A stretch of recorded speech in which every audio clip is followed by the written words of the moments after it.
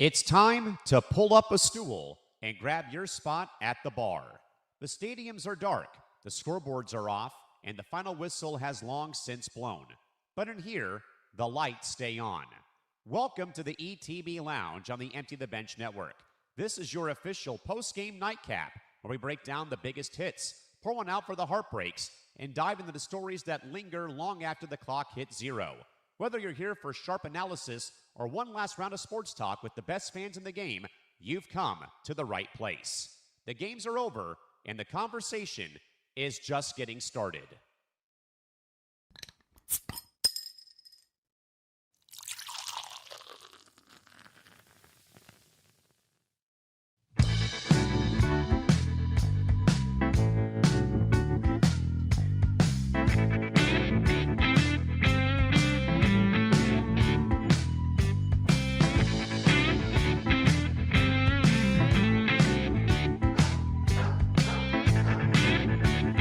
The 53-year wait is over. Manhattan is absolute anarchy, and the Mahogany is open for business for a 2-hour get-together on this Sunday. Hello again, my friends. It's Callum McClure joining you.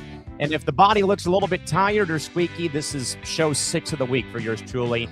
But also, I don't want to fight the community pools management either over the simple fact that the deep end is 5 feet, and here I am, 6'5", and literally drowning myself trying to cool off. But there's no time to waste today, gang. The Knicks are NBA champs. Jalen Brunson put on a Finals MVP masterclass in Game 5 to defend the Spurs and capture their first Larry O'Brien since 1973. And, of course, the scene outside of the Garden was complete madness. And that includes a few of our own on this panel being shirtless and running around New York like the world was on fire. Even then, the global stage is also heating up as the U.S. men's national team made a massive statement on Friday by owning Paraguay 4-1 before a brilliant brace from Flo Balogun. And right now on the ice, the Vegas Golden Knights are trying to stay alive in Game 6 against the Carolina Hurricanes, plus also massive waves of MLB injuries, the tragic passing of All-Pro Aldon Smith, and reports of a total collapse of LIV Golf, and the fallout of the rain-delayed UFC Freedom 250 from the South White House lawn. Hello again, gang. The lounge is on the air. Alongside the assembled crew, as always, of Nick Morgeson, our good man Nick DiMartino, Connor Rowland, and Ben Cruz on this Sunday evening. Mr. Morgeson, great to have you aboard. How are we doing tonight, my friend? So, quick update. The UFC card is officially underway right now. The first fight is officially. By the way, thank you to the 500-plus people who are in here watching the show right now and continuing to go up. So, thank you. The Diego Lopez Garcia fight is in round 2 of 3 right now. Currently, there was a small delay for rain. There was lightning in the area. Obviously, there was a lot of tips and turns because when you have a fight at the White House, you have to be very careful how you handle yourself at the White House. So it looks Sean like Strickland doesn't know that. well, Sean Strickland was not invited to this event. I think that might be related. Uh-oh. Looks like Lopez is about to end this fight.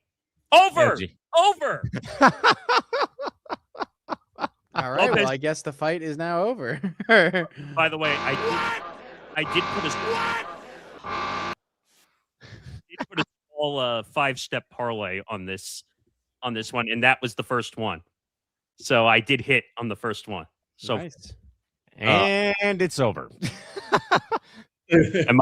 That reminds me of Stewie on Family Guy when he was at the first game for the Mets for the opening day. And here's the first pitch, and the season's over. That sounds about right. But no, it's going to be a good night. We've had a long weekend. We did a lot of UFC 250, Freedom 250 coverage, including after this show, which we'll talk about a little bit later. Tom Albano and Zan Bando will be back for fight coverage, post-fight coverage after our show is done tonight. Probably around midnight or 1 a.m. Eastern, depending on how long this card goes. But it's a good week for sports. Let's put it that way. Between the NBA Finals, Stanley Cup, this card, and the World Cup, good week. Very good week. Very good week indeed. Mr. DiMartino came on to the post-game show last night, showed us the scene around the Garden in New York City. Yes, it was tarps off in Lower Manhattan, but Nick, obviously, welcome aboard, my man. And maybe I'll ask when we get to the actual recap of the game, though, about, the scenes from Lower Manhattan. But D-Mark, glad to have you aboard, and more importantly, that you're in one piece after winning it last night. Good to see you, my man. How are you doing? Thank you. I hope you're doing pretty. I mean, look, I'm sure you're not doing as good as me, but I hope you're doing well. That was. I mean, look, I don't know if I have more to say about the game or the scene afterwards. Probably more about the scene. That's totally fine. I have quite a lot to say about both, I would say. You know, and also just about the series in general. It was, I've never been in a scene quite like that. I'm trying to, I'm airdropping some footage I have actually. Okay. So I can play some of it when later on in the show.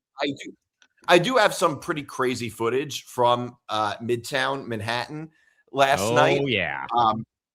Some pretty wild footage. So yeah, the city was a madhouse. I actually regret being there. I wish I wasn't there. It was so chaotic. Oh, please.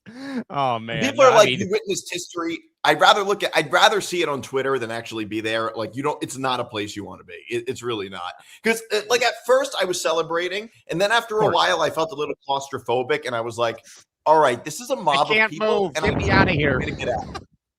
And you can't move, and the mob is as far as the eye can see. So you're like, how do I even get out of this? It was pretty, like, I almost had a panic attack. Like, it was pretty bad.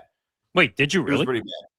Yeah, I was really like, I felt like, okay, I felt very claustrophobic after a while. I was like, I cannot be in a mob. I'm overly stimulated. Get away from me, people. I imagine it must have been like worse than like, it's like, it got to be like a mosh pit times 20. I've enjoyed a mosh pit or two, but I saw what it looked like over there, and I was like, dude, if I had to elbow somebody just so I could breathe, it was really bad.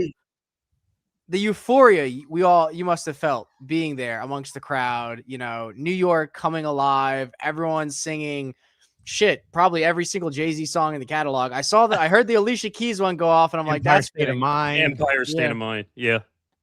Yeah, it was a surreal experience. Here's how I would describe it. I would describe the environment as wild in a good way during the game, and kind of wild in a bad way after the game. That's how I would describe it. Like, well, and that was just yeah. I wanted to ask you one thing. I saw buses were getting burned in New York City. Did you see any of that? No. I saw on Twitter the next day that a school bus got burned. That's what I'm talking about. Good thing school's almost out for summer, so hallelujah. I'm willing to bet I'm willing to bet the person that set that bus on fire was the guy who was driving it. He was sick of his job. Oh man. Yeah, Connor Rowland, go ahead. Yeah, I'm sorry. Connor, real quick again, obviously. Welcome onto the program. I know that you and I have been you've been trying to exchange World Cup info with me over the past. Yeah, dude, I've had an electric money off it, man. How's the day been so far with 3 of the 4 games right now? I gotta say, I've had an electric entrance into betting on soccer. We're 3 days in. I'm up 28.50. Wow. And 2,850. Just 2,850 and 76 cents. Can't forget the cents because I know Uncle Sam won't. Don't do that. That's true. So honestly, I'm experiencing heartbreak right now. I got Japan for the draw. I got it also for both teams to score at least 1 goal. All I needed was for a draw on this game, and I would have won $9,000. Unfortunately, it didn't happen. But I will say this: as an entrance to soccer, from a guy looking in, I was welcomed because I have a lot of friends who do play soccer or played soccer at some point, and also watch it. The international community of soccer has been really enjoyable to talk with. Almost every team has this beautiful spark of hope that you don't really get in other sports. Like, you talk to like some sports fans and their life sucks. Shit's terrible. Nothing's been good for like 20 years. You know, you could almost be a Knicks fan, but obviously that's not the case anymore. So it's been great. Ben Cruz in Boston. The Scotties are enjoying Ben's hometown, by the way. We'll talk more about some of the social media footage that we have gotten from the international committee or international visitors who are coming here for the first time. All these stories about Buc-ee's at 1 a.m., Taco Bell for the first time in their lives, what the Scottish fans have done in Boston over the past couple of days, though. But Ben, welcome aboard, man. Obviously a very long sports weekend, though, but how's it going tonight? Yeah, doing good. Just want to congratulate Nick. I know I've congratulated him off the air. The last 2 Eastern Conference teams are now represented by both of us, Nick. So welcome to the club. I will say that, Callan, you obviously mentioned the Scottish people. I was at Fenway on Friday night to see my terrible Red Sox sadly take on the Rangers. 10-1 victory that we had, though, was great. But I think the main part of the overall game that was the best was I was right behind like 4 or 5 Scottish people that had no idea what baseball was all about. Yes. He was pretty much just talking about how things were. Yeah, they had a lot of the World Cup USA stuff like playing throughout the game on the Jumbotron. Place was going crazy. So it was immaculate vibes in the city before I went back to Connecticut on Saturday. Nice. And obviously, too, Callan, I ended up watching you and Trevor, my Uber back from Framingham back to my hotel room. You guys obviously killed for the post-game show. So, Connor, hopefully your bets are doing all right. I know I've been seeing a lot of that stuff for you. Cross my fingers on that. And then Nick Morganson, of course, happy that you obviously won your bet for the UFC stuff. So, well, it started. You got to see if it goes all the way through. But yeah. But yeah, all in all, doing all right. Great to hear. Before we get to the sports talk, though, gang, make sure you follow us on social media at the ETB Lounge, and of course, follow the network also on socials at ETB Network. But more importantly, like and subscribe. Join us on YouTube every single day of the week. There is plenty of content, including as you wrap up a amazing weekend of content here for the World Cup, and also, of course, with Tom and Zan killing it as well with UFC Freedom 250 coverage after we're off the air at 8 o'clock Pacific time, 11 o'clock Eastern. So again, like and subscribe over at youtube.com/ETB Network. We'll give you one quick update from where things stand in the Stanley Cup Finals. It is a closeout game for Carolina. They lead Vegas 1-0 after one period of play from T-Mobile Arena, but we'll keep you folks posted on that as the night goes on, and Nick will try his best to keep you posted too. That'd be Nick Morganson on UFC Freedom 250 as well, on Paramount Plus from the nation's capital and from the South White House lawn. Of course, guys, big story of the weekend again. The Knicks have won the NBA title in a very much perhaps improbable, but also very much it looked to be, for I think a lot of people after the first couple of games, a masterclass of not saying or not giving up, though. But the Knicks can win the NBA title after squeaking one out in San Antonio over the Spurs last night on Saturday. Of course, Nick DiMartino. We'll try to get to as much of your footage as we can, though, throughout the course of the block here. But obviously, D-Mart being in downtown Manhattan as this game went on, though, what do you think, though, D-Mart, does this championship mean, though, for all of New York sports, but, of course, for this Knicks franchise, who has been, I think I said this a bit on Cranium last Tuesday, even though I picked the Spurs in 7 games, but I will say, though, they have been building this, though, for the last couple of seasons, with what they've done. Obviously, the firing of Tom Thibodeau kind of raised people's eyebrows, and then Mike Brown gets another chance to be an NBA head coach after, how he left Sacramento, his past in Cleveland, his past with the Lakers, and then going to Cleveland for a second time or whatnot. But then this team, I think, just rallies around each other. But also, this is probably one of the more, I would say, impressive playoff runs, I think, that we cannot sneeze at when it came to, 13, 14 straight playoff wins. The comeback ability, though, in the series, I think I missed the stat, though, but the Spurs had multiple games, though, that they led by, 10, 15, 20 points, and they somehow don't win the ball game. And it's just, I think, is it about the youth, as I said a bit on Tuesday with the Spurs? Sure it is, but also I think, though, with this Knicks team, I think all of us, though, said this.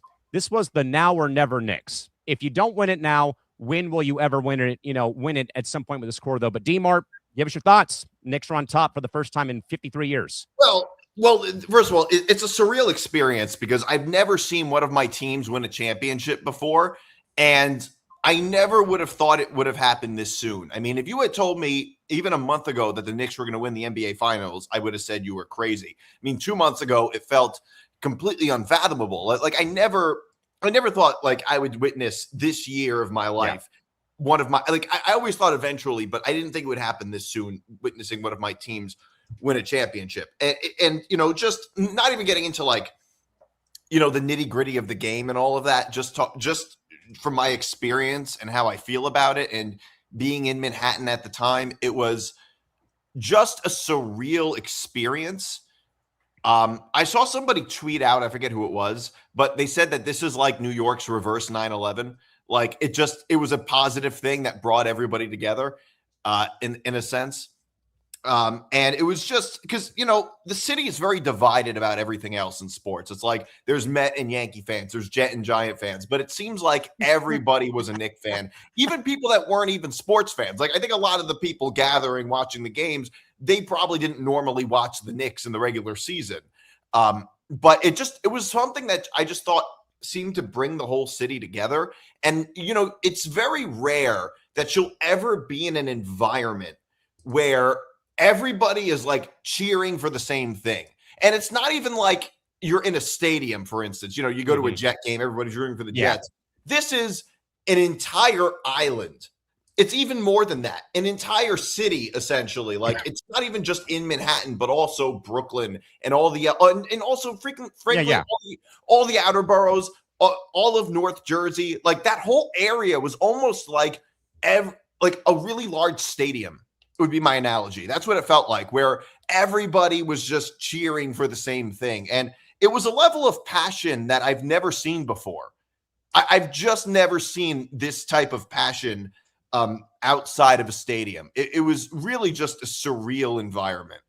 I have to add to that because, to beat off the bandwagon claims, I am a Pistons fan through and through. That's my team. For the last 3 years, however, my best friend, who got me into basketball originally, one of my best friends, he's been a diehard Knicks fan since birth. So as a show of solidarity, I'd watch all the Knicks games with him, or as many as I could catch. So for the last 3 years, I've pulled for the Knicks. I want them to win. And there used to be a point of frustration for me because they had the Avengers assemble. And then a couple of years ago, they had this insane ability to shoot themselves in the foot when it was not acceptable. Not only is the city of New York needing this, the storyline of how Jalen Brunson essentially learned to walk in MSG, grew up around the Knicks, became a captain of the Knicks, and then led the Knicks through thick and thin through this series for the W. It's just been a masterclass performance all around, a real show of culture. And I want to not to dip into the nitty gritties. I do want to just point out one thing in particular.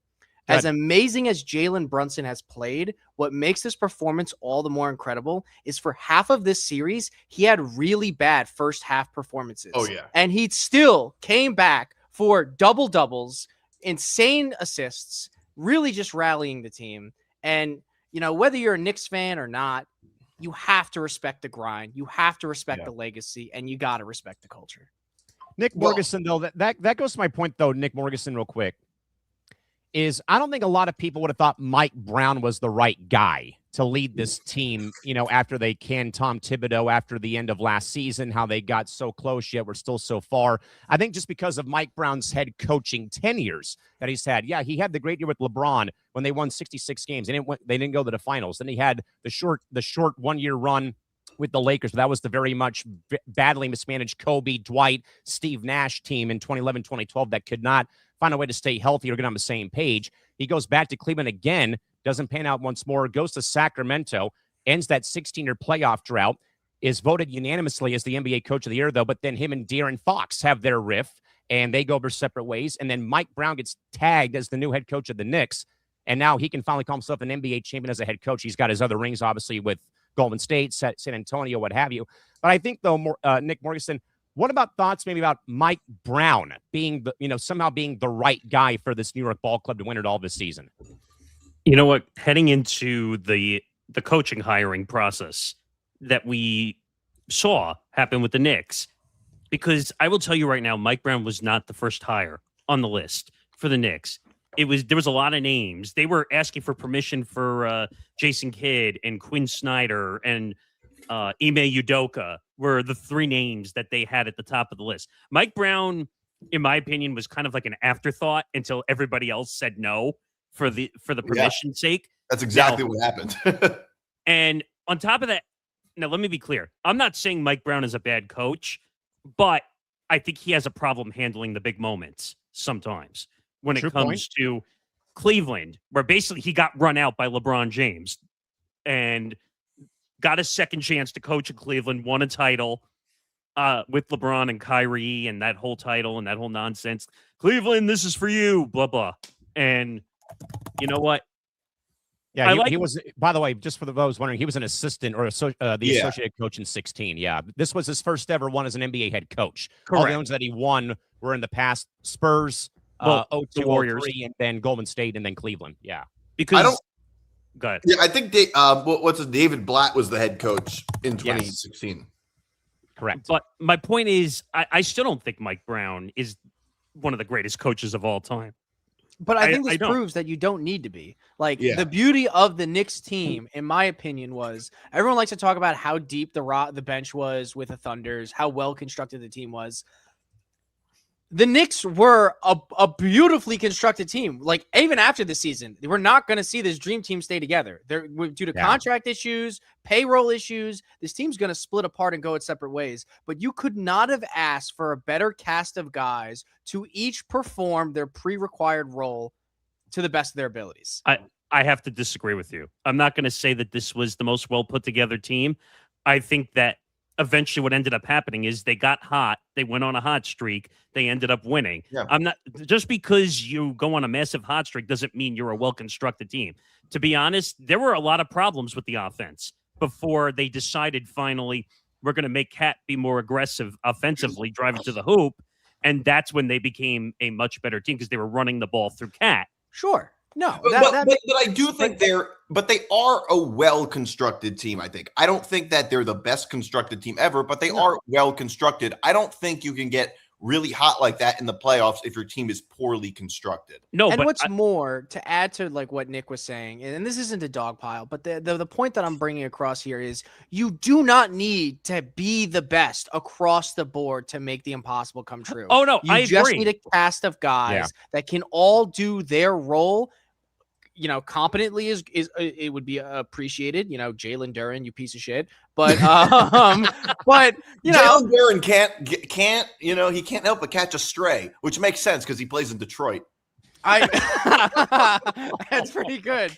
No, but I'm not trying to glaze. It's just that when people talk about like how deep the bench was at the Thunders, my head would immediately turn to the Knicks. Now, I contradicted that 5 minutes ago by saying the Knicks had a few years, tenure of shooting themselves in the foot, but they pulled it together. They got it together. They all managed to come together. And like you said, Nick Morganson, it was right after, they started to make that shift. And good teams have the depth to do that. And that kind of went to my point, though, a little bit. And to use an analogy a little bit, it's a lot like in the Stanley Cup playoffs, you ride the hot goaltender. And that's kind of been the case with where the Hurricanes, again, we're going to keep you up there on that game, though. But the team who has the hotter goalie, believe it or not, even when you change them out like the Hurricanes have, that right there is the team that you don't want to, kind of play against right now. And that's what I said, is that we can't sit here and sneeze at the fact that the Knicks went on this, 13, 14 game playoff heater with this winning streak, because I don't think you'll ever see that again where a team wins that many playoff games in a row. Like regular season win streaks are one thing, but not on that degree, though, of being on that big stage of being a playoff win streak, though. Yeah, now, maybe like an extreme super team can do that. But even this 2017 Golden State Warriors going to go on the run that the Knicks went on. Like, you won't. Maybe you'll see it again, but it won't be for a very long time. They had a one-loss playoff year. They had one loss. That and I think the Lakers had a one loss tenure, I think, too, when they beat the Sixers in 01-02, I think, I want to say. But the point is that was years, there's a really long gap between when all these things happen. Yeah, about almost 25 years, yeah. But to talk less about the success of the Knicks, I just also want to say, and me and you, Nick, we actually had a conversation about this earlier in the pre-show time before Unnecessary Wagers. Oh, yeah. I think this is also indicative of this finals performance is indicative of what happens when teams fall into the superstars trap.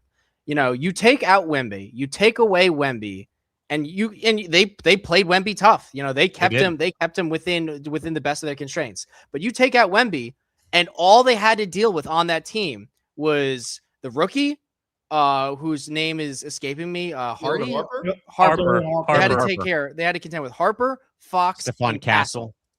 After that, there's nothing to the Spurs team beyond that. So, I think this is just indicative of what happens when a team puts too much faith in their entire composition revolving around one guy. Yeah, but and I'll try to keep this moving because we could talk about this forever, is Stephon Castle single-handedly lost the game for the Knicks last night. Or for the Spurs, yeah, he did. I mean, for the you got to put De'Aaron Fox in there too. No, but Stephon Castle went 1 of 12 from the field last night. Okay, but De'Aaron Fox was bad the whole series. Okay, but Stephon Castle was bad last night. But okay, if you want to, if you go back to our post-game shows, I did say that Dylan Harper should have started after game 2. Is what I said. He should have. I don't know why Mitch Johnson kept playing Fox over Harper. Because he's 39 years old and inexperienced as a head coach. Yeah, that's fair. But I feel like if we all can figure out that that's a bad idea, so should he. He's older and more experienced than all of us. So, well, Callan, what was the joke you made that he's as old as veteran players in the league? Yeah, I mean, he's 7 years older than I am. But I'm just saying, like, there's some guys that are still playing in the league that are 39 years old. I mean, yeah, there's guys in the league older than him. Yeah, for sure. Yeah. The one, Ben Cruz. Last word here. We got to move on. Just in terms of the finals, or yeah. So, I'm going to put this into football analogies here. The San Antonio Spurs are the Baltimore Ravens, and the New York Knicks were the Chicago Bears. The Chicago Bears, a team that wasn't always great to start the games, but then when it no, this is not even a knock on the Knicks per se. This is actually a compliment because if you saw what the Bears did a lot of this whole entire football season, they had clutch moments time and time and time again. And that's the reason why I'm having that comp. And you saw what happened. And I said, in terms of the Spurs are going to be a great team. And I put in the comments with Nick and Johnny's show from last night, between, Wemby and Fox and Harper. I mean, Fox, obviously, I'm talking about momentarily. But you saw in terms of the inexperience, when the games essentially would get closer and tight, that's where the Knicks would thrive because they've been in this position time and time again. And I'm not saying the Spurs were like a front-running type of team, but they had, 4 double-digit leads in the whole entire playoffs, and they weren't able to basically hold essentially even the game that they won. I mean, they literally almost blew. I mean, it literally came down to the Knicks were able to cut it down to 3 when they honestly shouldn't have had. So that was really the big part of it. I mean, obviously Brunson, doing his thing. OG obviously with the tip. I mean, game 4 obviously was the massive turning point, regardless of the fact. I even thought the Knicks were going to, win the finals regardless. But that was obviously really the massive turning point because I think that really broke them. The Knicks, the fact is, I mean, you obviously saw, Mitch Johnson, I think his name is for the Spurs, the head coach. Yeah, he's the head coach. Basically said we weren't ready to win the finals. And you had Kenny Atkinson obviously having his – basically the Knicks were such a good team this postseason that a lot of the other teams, coaches or players are making excuses. And I think that was kind of indicative in terms of how they were. They had a lot of – I want to say they had a lot of Celtics 2024 comps, but they had a lot of similarities in terms of a team that obviously has been kind of trying to get to the mountaintop for a while. And, they pretty much had everything, not as obviously say the right way, but a lot of things obviously had to happen for them to get there, and they found a way. Yeah, they did. So, again, congrats to the New York Knicks on their first NBA title since 1973 over the up-and-coming San Antonio Spurs for the 2025-26 NBA season. And the Knicks can hang 2 banners, Nick, or 3 banners, actually, conference champs, the NBA Cup champs, and the actual NBA championship. Hey, I wanted to ask Nick for the Callan McClurg Memorial NBA Cup tournament. You're welcome, Morgeson. Go ahead, Ben. I was going to say, and screw playback, by the way, but if playback had the chance for Nick to watch the NBA Finals, how would have you reacted to that? By the way, another fight's in the book. It looks like how would I have reacted if I was watching the NBA Finals on playback? Yeah. Oh, you would have been screaming. How do you think I would have reacted? Well, did you see me react to the big comeback in Game 1 against the Celtics? Yes. I was there. All right, so so just think about maybe that time to infinity. Yeah, I would interject. No, I was going to interject and say maybe you would have reacted like you did last night, joining Nick and Johnny from Manhattan with your shirt off. Yeah, I had to take my shirt off. I was just like, I was drenched in sweat. It was crazy. When you're in a crowd like that, it gets so hot. And you know how the city is. It's so dense. Like, it's so There's crowded. no real wind. Like And well, 85 and like Philly 90% fans, by the way, humidity at 9 It was o'clock in the hot. evening. You don't understand. It was so hot. Was it? Yeah. By the way, it looks like Bo Nickel just won his fight. So both favorites have won their fights so far to start. So are is you that 2 both for 2 on legs the down for parlay? you? I didn't pick that fight. I stayed away from that one Fair enough. because I don't know. I know Nickel, but I don't know the other fighter. Oh, man. All right, guys. We'll switch gears real quick from all things NBA hoops, all things World Cup so far for only about a brief 10-minute segment here. By the way, we want to again thank everybody who joined us on Wednesday for the preview show and join us after Team USA's victory on Friday. I mean, we did some really great numbers on that as we are right now with over 687 people joining us for our 2-hour get-together here. Connor, I'll go to you first. Just about the tournament as a whole right now through the first couple days. Obviously, again, as I said at the open, though, you've been picking my brain for advice about some of the matches that we've seen, though. But I guess maybe more today, maybe even Team USA's game on Friday. What has kind of maybe caught your eye so far as again, as we all get a chance to see a World Cup in the States for the first time since '94. So what do you think, Connor? And I think my opinion may be either a little underwhelming due to the recency in which I started watching soccer, or it may be a refreshing open take. Who knows? But one thing that I've noticed is that I've seen a lot of discounting of teams super early on, where I'll talk to lifelong soccer fans and they'll say like, oh, such and such team's nothing to worry about. Oh, like they're like a nobody. It was impressive for Curacao to even score a goal on Germany. Like that alone was something to write home about. I think also the amount of draws that I'm seeing within thus far is been pretty surprising. I was always underneath the assumption that the soccer brackets in terms of ranking were not just like a conglomerate suggestion of stats. It was an invariable truth. Like when you're number 10th in the world, you're not worried about any other team. Correct. And here we were watching other teams like Bosnia, for example. Bosnia was incredibly underrated, but they had a great qualifiers into here, and going into their match, they proved to be very challenging. So all this to say that I think we're seeing a lot of surprising upsets, and we're seeing a lot of teams being held to task.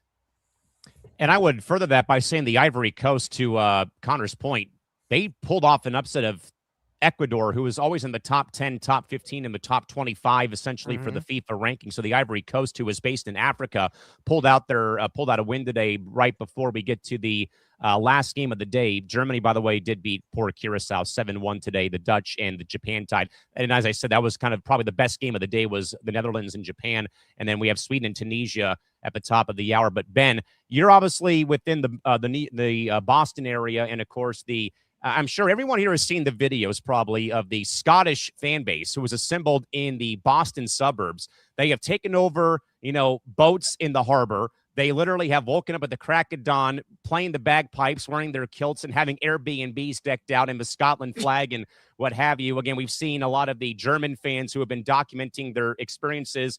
J.J. Watt, by the way, hooked up 2 of them at a 5-star hotel in Houston. They were at one of the matches in Houston today at a NRG Stadium, all on JJ's tab or what have you. And I think, Ben, that's probably been my favorite part away from like Friday's match with Team USA, watching all the games from morning to the evening, is about how the American culture is now kind of being, I would say excited, but like, how we're seeing the globe come here. And again, we've seen social media stuff of the Scotland fans going down the infamous Boston Cop slide, at 3 o'clock in the morning. We've seen people try Taco Bell for the first time, or 7-Elevens with our friends from England or whatever. So maybe, Ben, with the games though, and if you have any thoughts on Friday's game, please go ahead. But maybe how have you seen the World Cup as throughout the course of Boston or through your area so far? Yeah, no, I mean, when I was in the city on Friday, it was just the whole entire environment was definitely more of it was baseball environment. It was more of like a cultural, like of a weekend of like, wow, like this is like something special, like that I haven't seen in my whole entire lifetime. And I just think, it was really cool to, obviously show kind of our sport to their sport. And there was a guy in front of me that was Scottish, and basically saying, his son obviously playing, croquet, I think, or it's like Cricket. the cricket. Yeah. Cricket. And how he could, and obviously hit a ball like as for like a 18-year-old, like 90 miles an hour, 95 miles an hour. Like it was pretty cool to see. Just they had a lot of watch parties in downtown. Soccer obviously is just big, I think, in the Northeast, and just getting it back in the States, I just think has been incredible. I obviously watched a little bit of that Japan-Netherlands game. Crazy draw at the end there. Japan obviously tying in the last minute. And like you mentioned, Callan on empty the pitch. I thought US in their first match, I thought was great from the jump. One of the best jumps starts I think that they've had in a while. I'll be curious to see in terms of how Christian Pulisic will be in terms of he left the game at halftime. We'll see what happens against Australia on Friday. They seem to play pretty well today in their match as well too. So I think so far it's been good, and I think just to get obviously the States get into soccer again, I think it's been awesome to see. Nick D, before the Knicks fan base and yourself got to celebrate in Times Square, I don't know if you saw the video of the Brazilian fan base before they went to New York, New Jersey Stadium in East Rutherford. I think they had like the entire block was all green and yellow and blue. Like it was. I saw on the PATH train, which, by the way, if the Knicks are ever in the NBA Finals again, never take the train. Don't do it. It was like a refugee camp. It was pretty bad. It was like I'm just like sitting there huddled around everybody else. It was pretty bad. But I saw a whole lot of Brazil fans. I actually saw a whole lot of Brazil fans all week, actually, just walking around the city. Nice. A whole lot of Brazil fans, which the weird thing is, like, with the Knicks, it's obvious. We're in New York City. There's a ton of Knicks fans. But when it comes to fans of these other countries, I'm like, wait, where did they all come from? And why because it seems like a lot of them are Americans.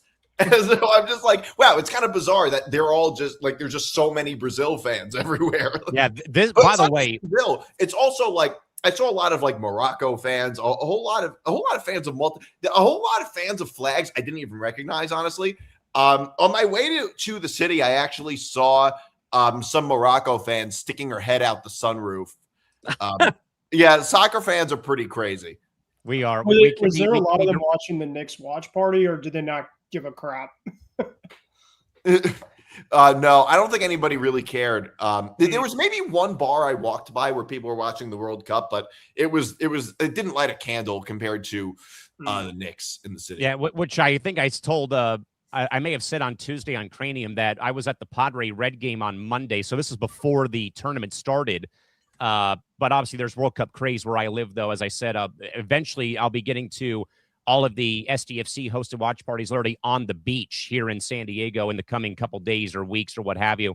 And, those have been, packed and sold out, what have you. And to go back to Chrissy's point, though, if you've not seen this video, by the way, of the Dutch national team fans, it was like a giant row of oranges, falling off the tree, getting into AT&T Stadium in Arlington this afternoon.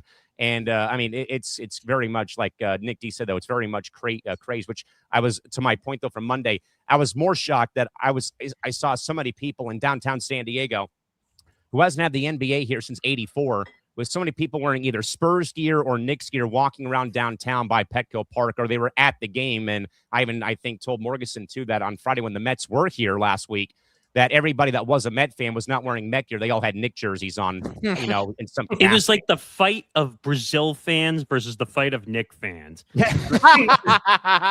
I was just like, wait a minute, who's going to win? And I think soccer fans are fiercer than Knicks fans, even though what I saw last night, Nick. I don't know about that. I would Hold say that, but I was going to say that Knicks fans were crushing police cars last night and burning school buses. And I'm not talking about the minibus. I'm talking about the long. They set one so on fire, it looked like a fireworks light display. Yeah, fire. And I was they were on the traffic lights. They were on the poles, I think, too.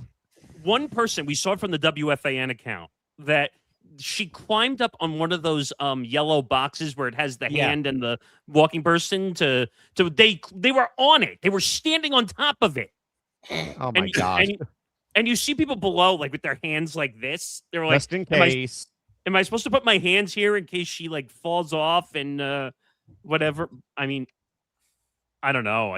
It's gonna be interesting. Someone told me, a friend of mine, not on this network, told me they're gonna go to the parade. I'm like, you're asking for a death wish. Going to that parade is at least during. I don't think the parade will be as lawless because the parade is going to be during the day. Whereas, but you're still asking for a death wish inside of New York City. I don't think it'll be as bad.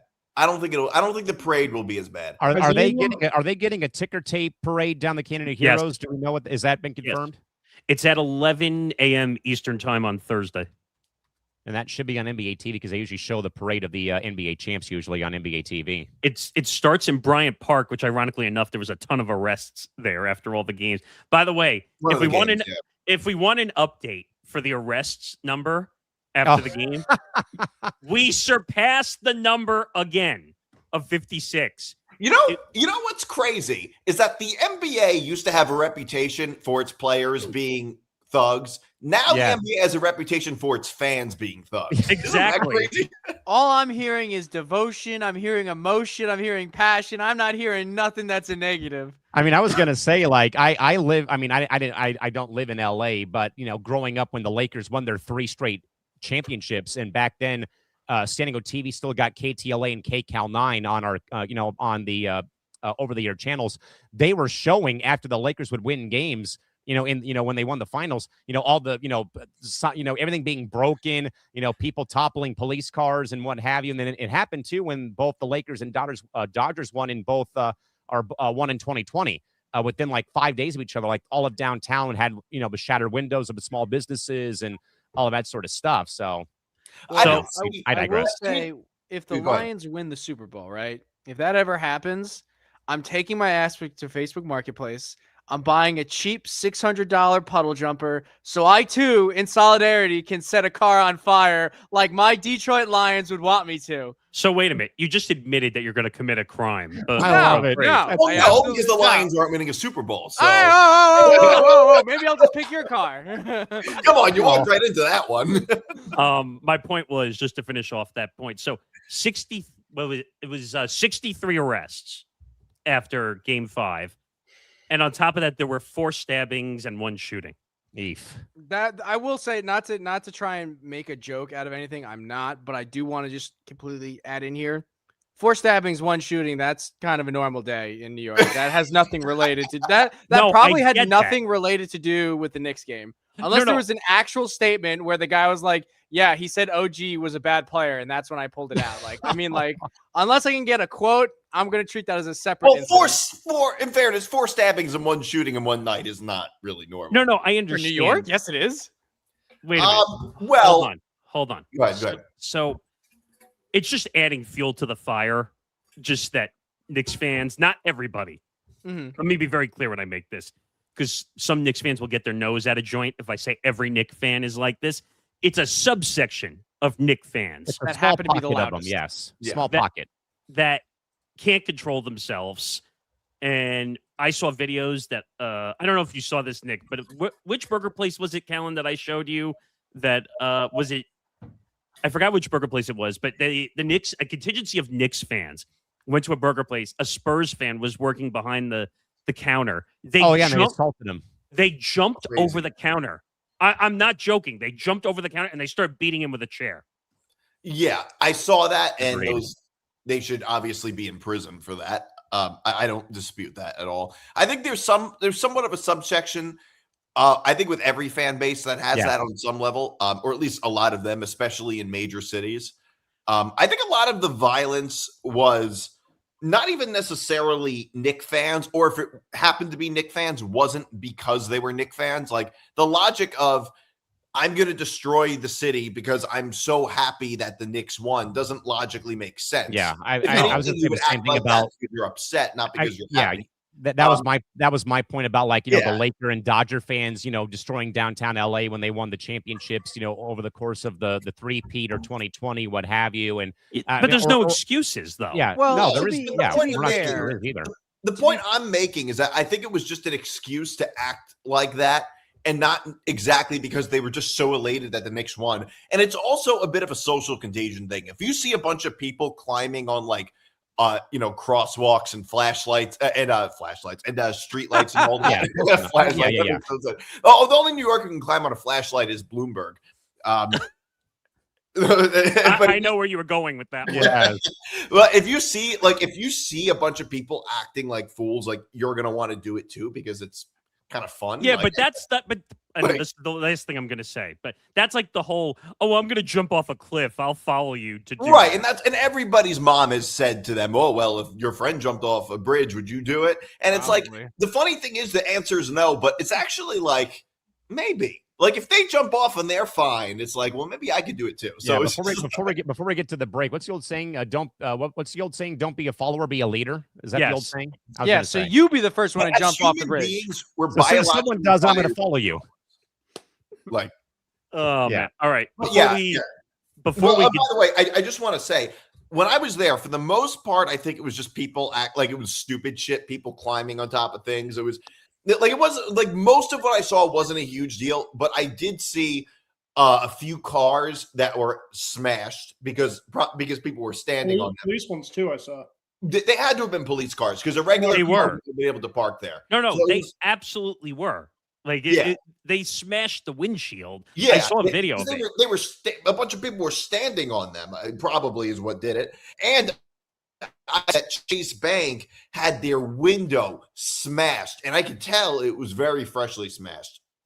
But are you really that surprised? Some fans are delusional, but no, I mean, I'm not saying I'm surprised. I'm just saying like there was a lot of lawlessness that went on.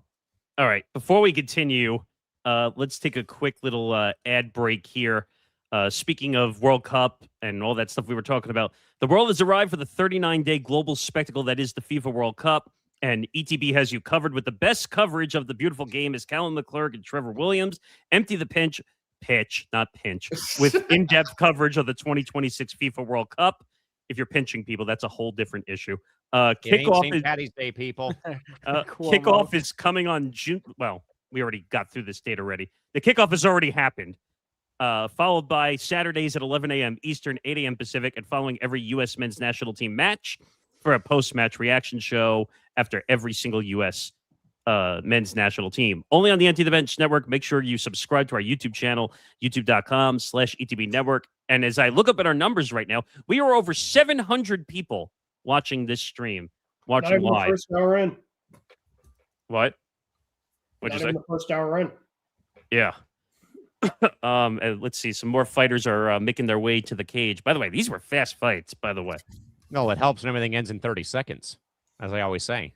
I don't even know if Tom's watching. He was watching it here. I don't know what fight we're up to at this point currently. 3 or 4. Well, and he said Diego's a dog. He completely beat the crap out of Garcia. Hey, Nick. Thanks for showing up. Do you know what Liam did last night after? Or you have no idea? I wasn't with him actually. He was working. I think. Yeah, I think his cruise line had a watch party though, wherever he was at though. Yeah, I saw footage from Liam. I saw footage from Dino, and obviously Demar being in the city, shirtless, what have you. And then I think Tom even called into the post game show, to our post game show, like it was like him calling into local radio, which I thought was great last night. That was funny, actually.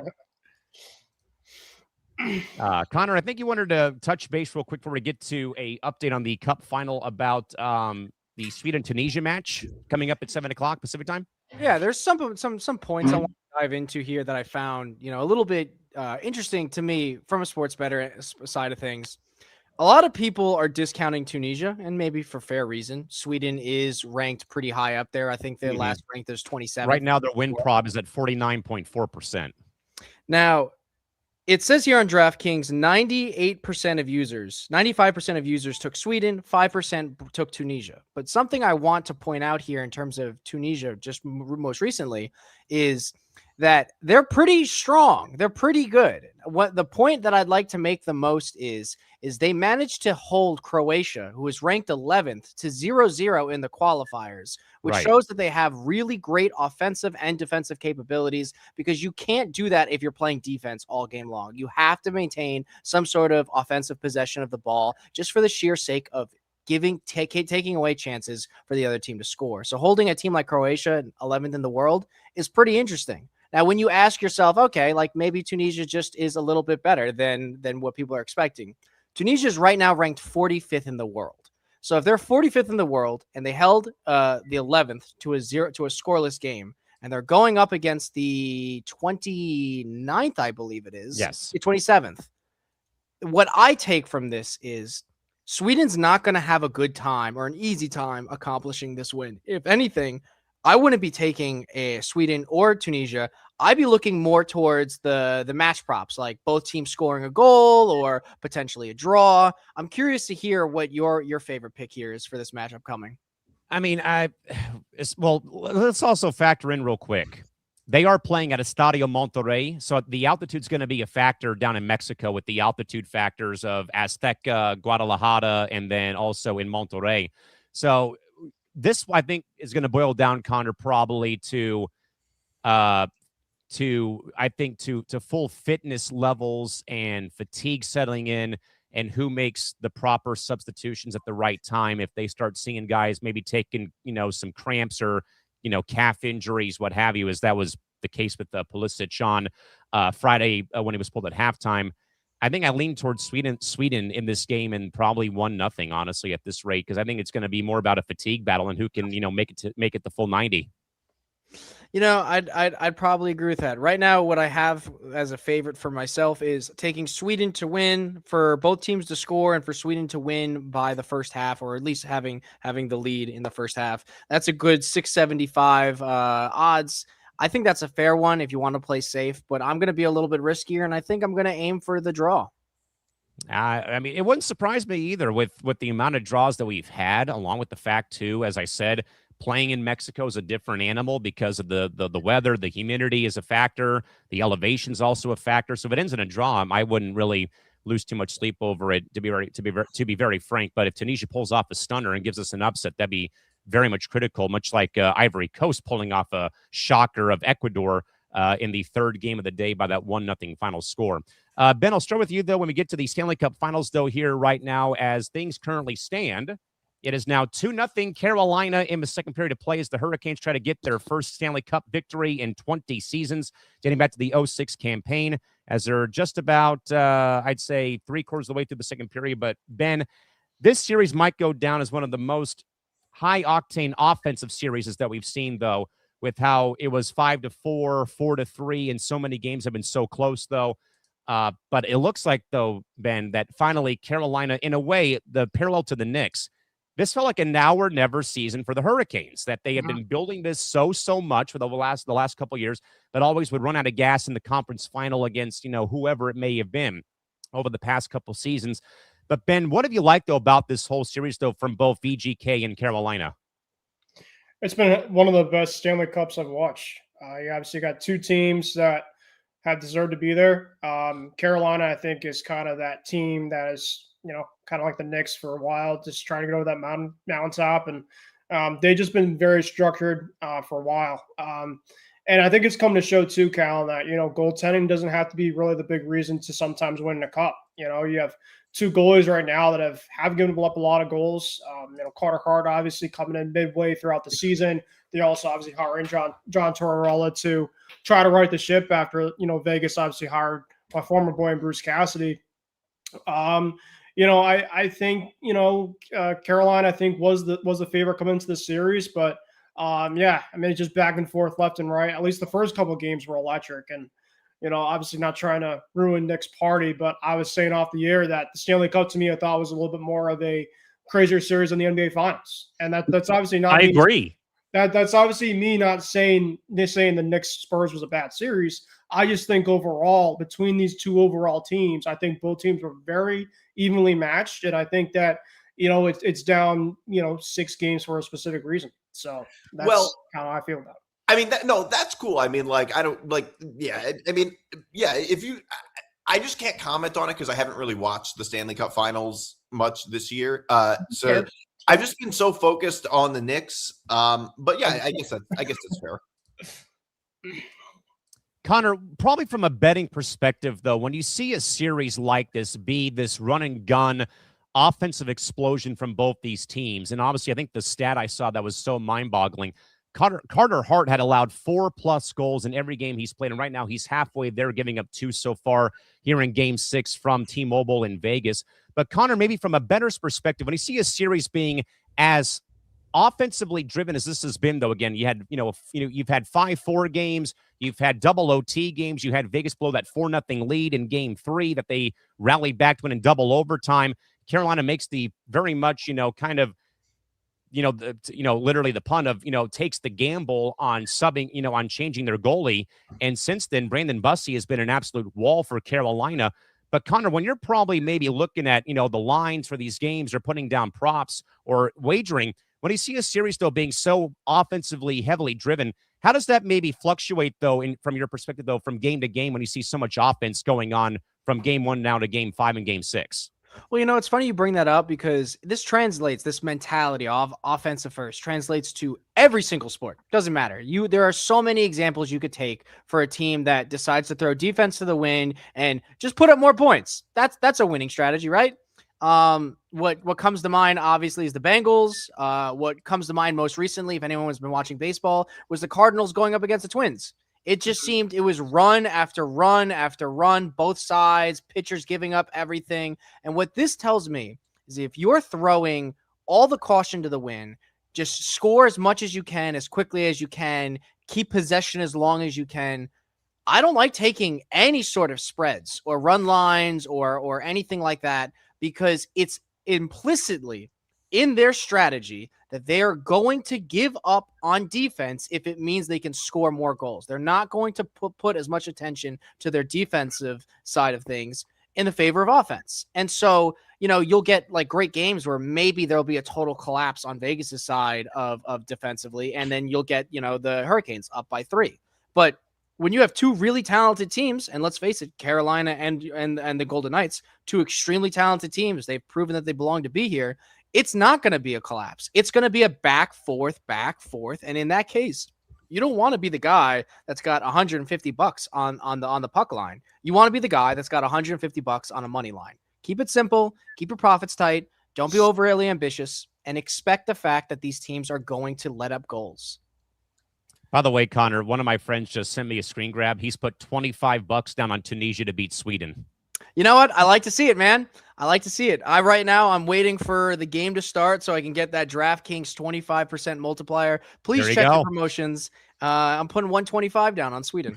Gotta say, Dino Taibbi from ETB actually made that mention in our Slack channels when it came to that promotion for the World Cup. Yes. But again, Nick Morgeson, again, obviously, I know, again, NBA Finals, obviously, kind of in a way overshadowed everything here on the network when it came to, post-game coverage or what have you. And we've tried to talk about it, though, as well, when it's come to maybe the metrics of viewership, though, for the whole NHL postseason on Press Row. Obviously I talk about it, though, on Cranium every Tuesday night, though. But maybe Nick Morgeson, this whole series, though, I think has been captivating. Obviously, it's for the title. I think, though, when you have so much offense, I think that draws people in. I think even if they're very much casual or on the fence about the sport. You know what, though, between the World Cup, between the Stanley Cup, and between the NBA Finals, this is going to sound ridiculous from me who's been an NBA nerd forever in my life. I would rank the NBA Finals 3rd on that list of events right now. The NBA Finals was a complete dud. There was no entertainment in it whatsoever, in my opinion. I wouldn't go with that. That's a strong opinion. I mean, all the games had pretty wild finishes. Yeah. There was no consistency to the game. It felt like there was 10 to 15 point leads. The Spurs completely choked for every single game. That doesn't make for a compelling game where choking makes good entertainment for games. You don't talk about choking in the games that are bad. No, but I turned off the game. I turned off some of the games for a stretch of time because I thought they were boring slightly. If the Spurs were like a 36-minute team, they would have probably won the NBA Finals. But we're not playing hypotheticals like a lot of other teams against the Knicks. What annoyed me more is that we talked more about the officiating than the actual series at times. Well, to be fair, the officiating on both sides. I'm not saying Knicks got favoritism, Spurs. No. I agree. I'm saying both sides.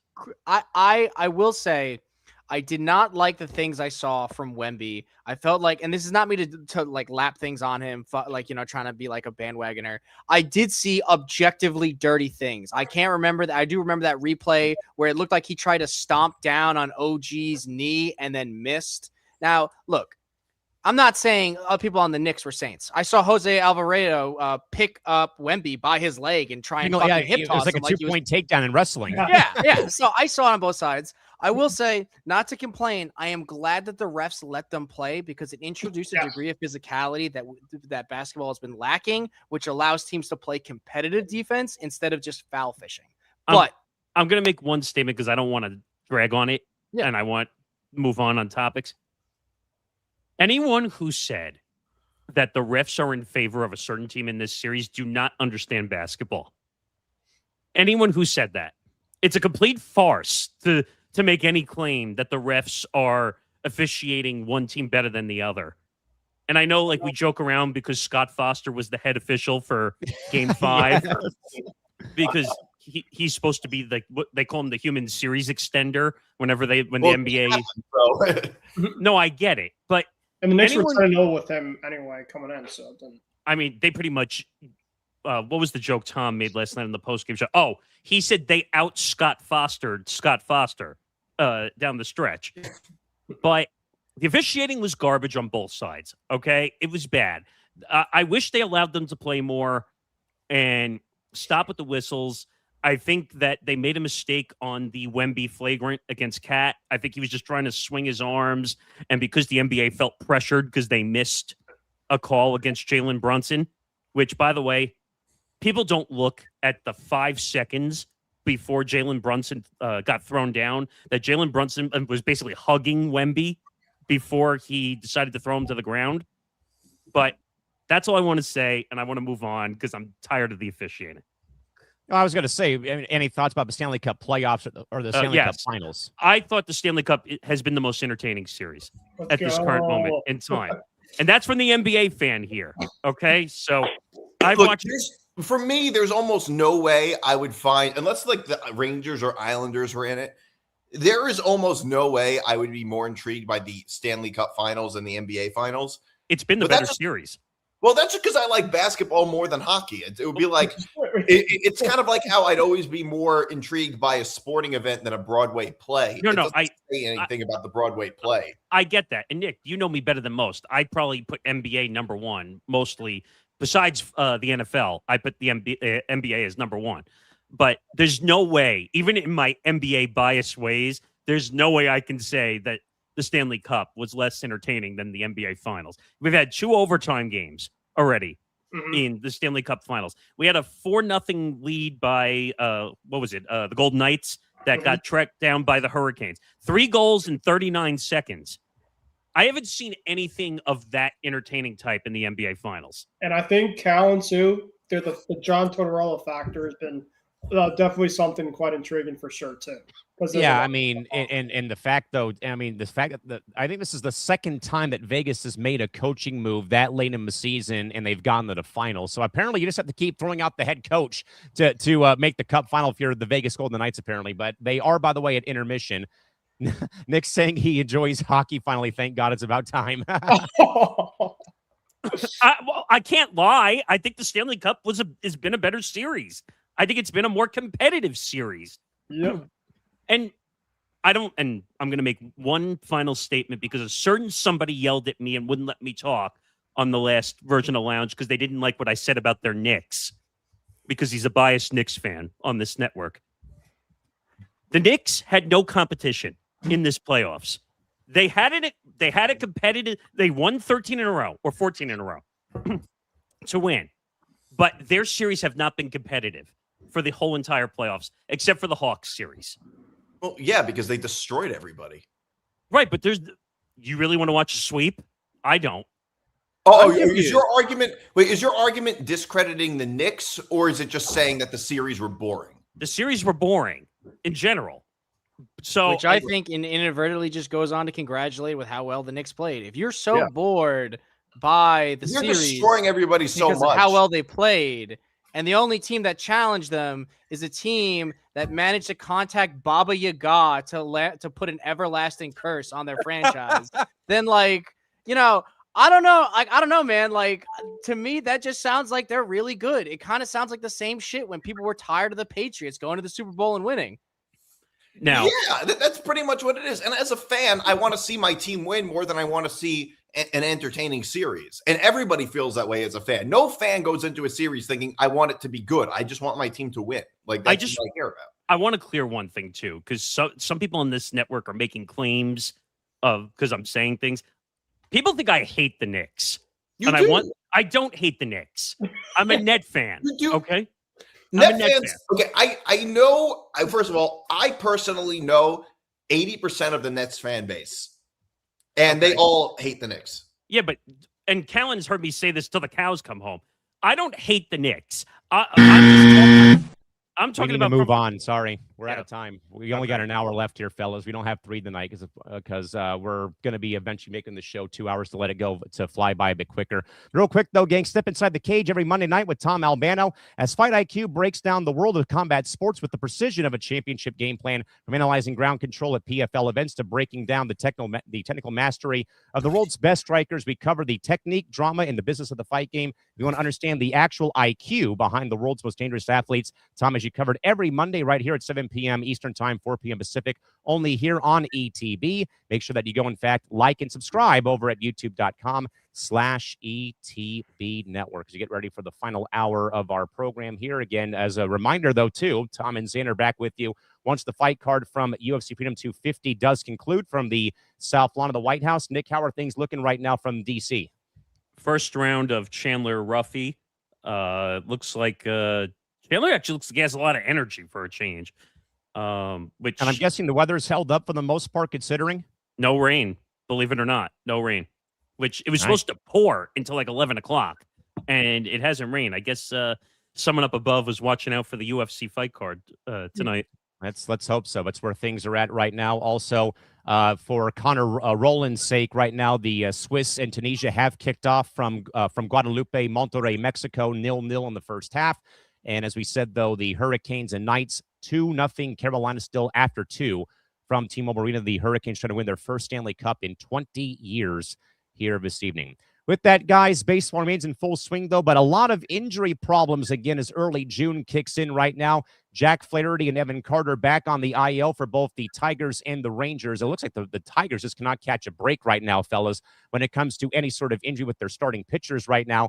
Casey Mize is also back, but however, though, one guy comes off the IL, one guy goes back on the IL, and also Chase Dollander of the Rockies is out on the 60-day IL with Tommy John surgery. And Ronel Blanco Ronel Blanco had a promising 40-pitch simulated game, and Christian Javier officially landing his officially getting his minor league rehab assignment started today. Ben, I'll go to you first on the baseball commentary here. A lot of injuries across baseball, but I don't think, though, Ben, has there been a team maybe more than San Diego recently who's been hit by injuries all year than the Tigers have? My goodness gracious. Yeah, I know that because I've had to talk about it with Ryan and Nate and everybody on Heading for the Cycle because we have an injury, pretty much a show where Ryan pretty much the doctor, but that's besides the point. But yeah, I mean, Tarek Skubal obviously coming back. And then you have a guy like Casey Mize who's been really good, as a number 2, number 3. Jack Flaherty obviously has had some injury problems. Montero in their back end. So, the Tigers are supposed to be a team, and Ryan alluded to this in the last show, in which a lot of people thought the Tigers were going to make a lot of noise to be one of the top teams in the American League. And, unfortunately, that injuries can be a massive derailment to possible success. I do think they've been underachieved a little bit as well, too. But I do really just think that a lot of those injuries have really been tough for them to withstand any type of momentum throughout the whole entire first half of their season. Go ahead, Nick. Chandler just got knocked out. Sweden just scored a goal. Oh, that means we get to play this finally.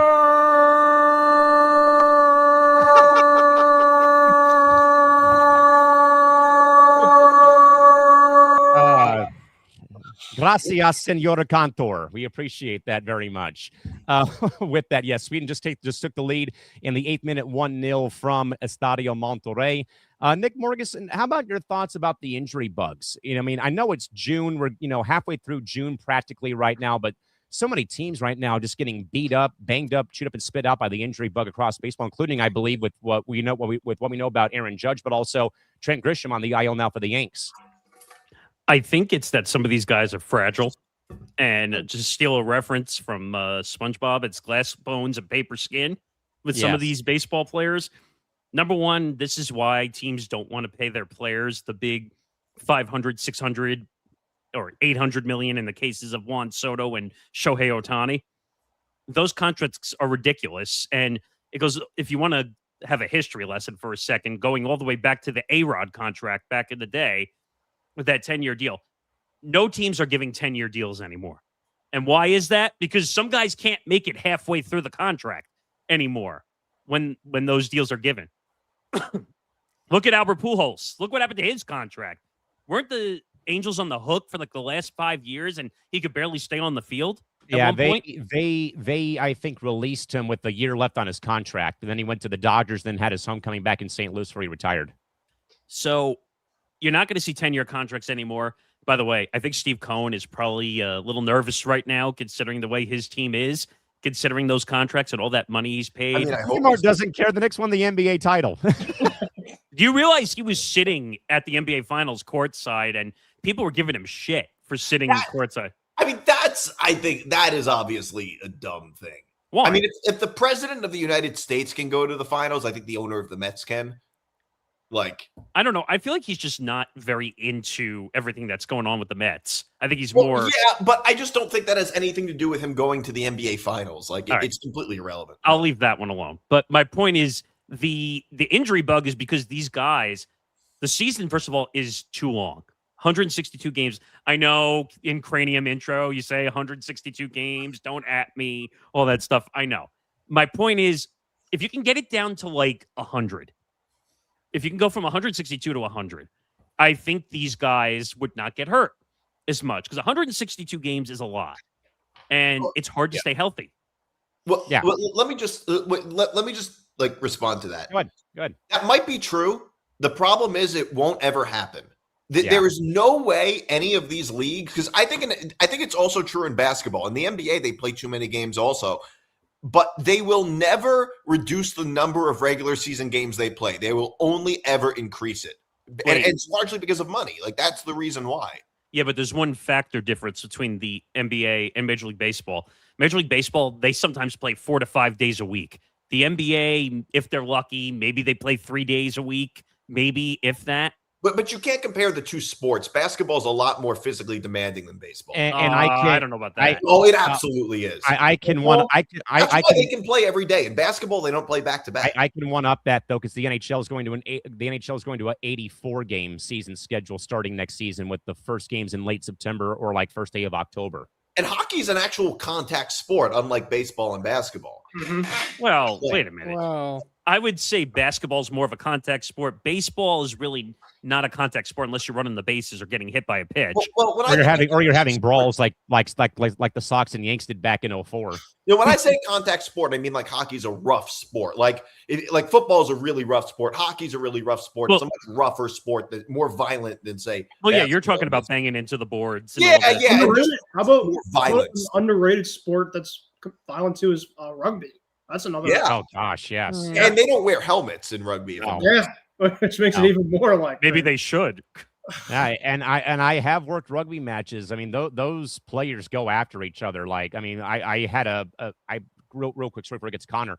I had a baseball assistant coach who played like pro rugby here locally in town, who literally had his ear ripped off his head.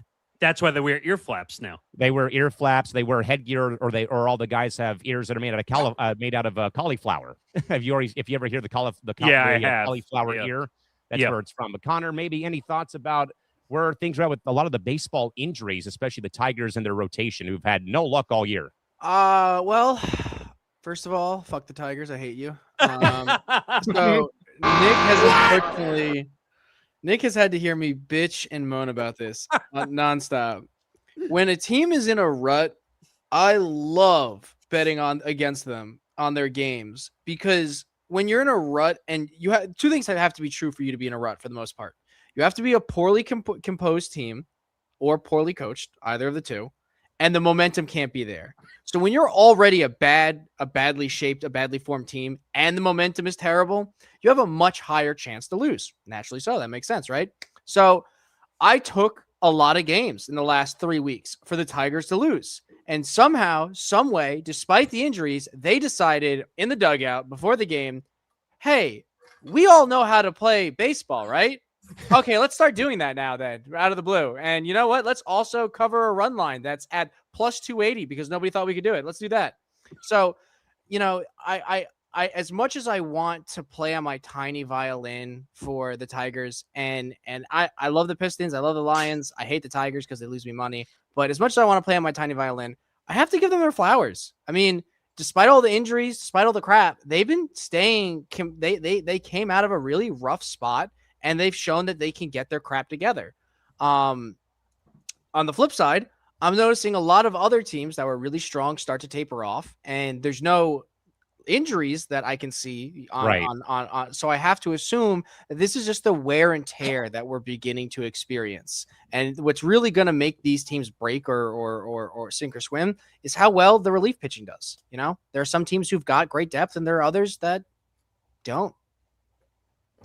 And I think that'll be the case for where a lot of the moves are made, perhaps coming up for the upcoming trade deadline in a few months' time, where things currently do stand with baseball. But yeah, I mean, the rash of injuries, though, is always, injuries are part of the game, though. But when they happen, as often as they do, it's very tough, or it can be tough, though, to, see that happen. We'll go, guys, from all things baseball. Sad news out of the NFL over the weekend as the football community is officially mourning the passing of former All-Pro linebacker Aldon Smith, who passed away Saturday at the very young age of 36 years old. As we look back, though, guys, on his time with San Francisco, which includes a franchise record 19.5 sacks during the 2012 season. Nick Morganson, I guess I'll start with you on this one. The news is shocking when it came out on Saturday. Again, 36 years old, and Aldon Smith passing. Again, had that, really good year with San Francisco. Nick Morganson, any thoughts about Mr. Smith's passing over the course of the last couple of days? I mean, just the age, just being young. What was he, 36? 36. So he's 3 years older than me, by the way, which is kind of a scary thought. I mean, we've seen I think we did a benchmarks episode, or we have one in the fold coming up about head injuries in the NFL. I think we were talking about doing that. Or we might have, we did the one on Junior Seau. Yeah, we already. did the profile Junior Seau for small market edition. Yeah.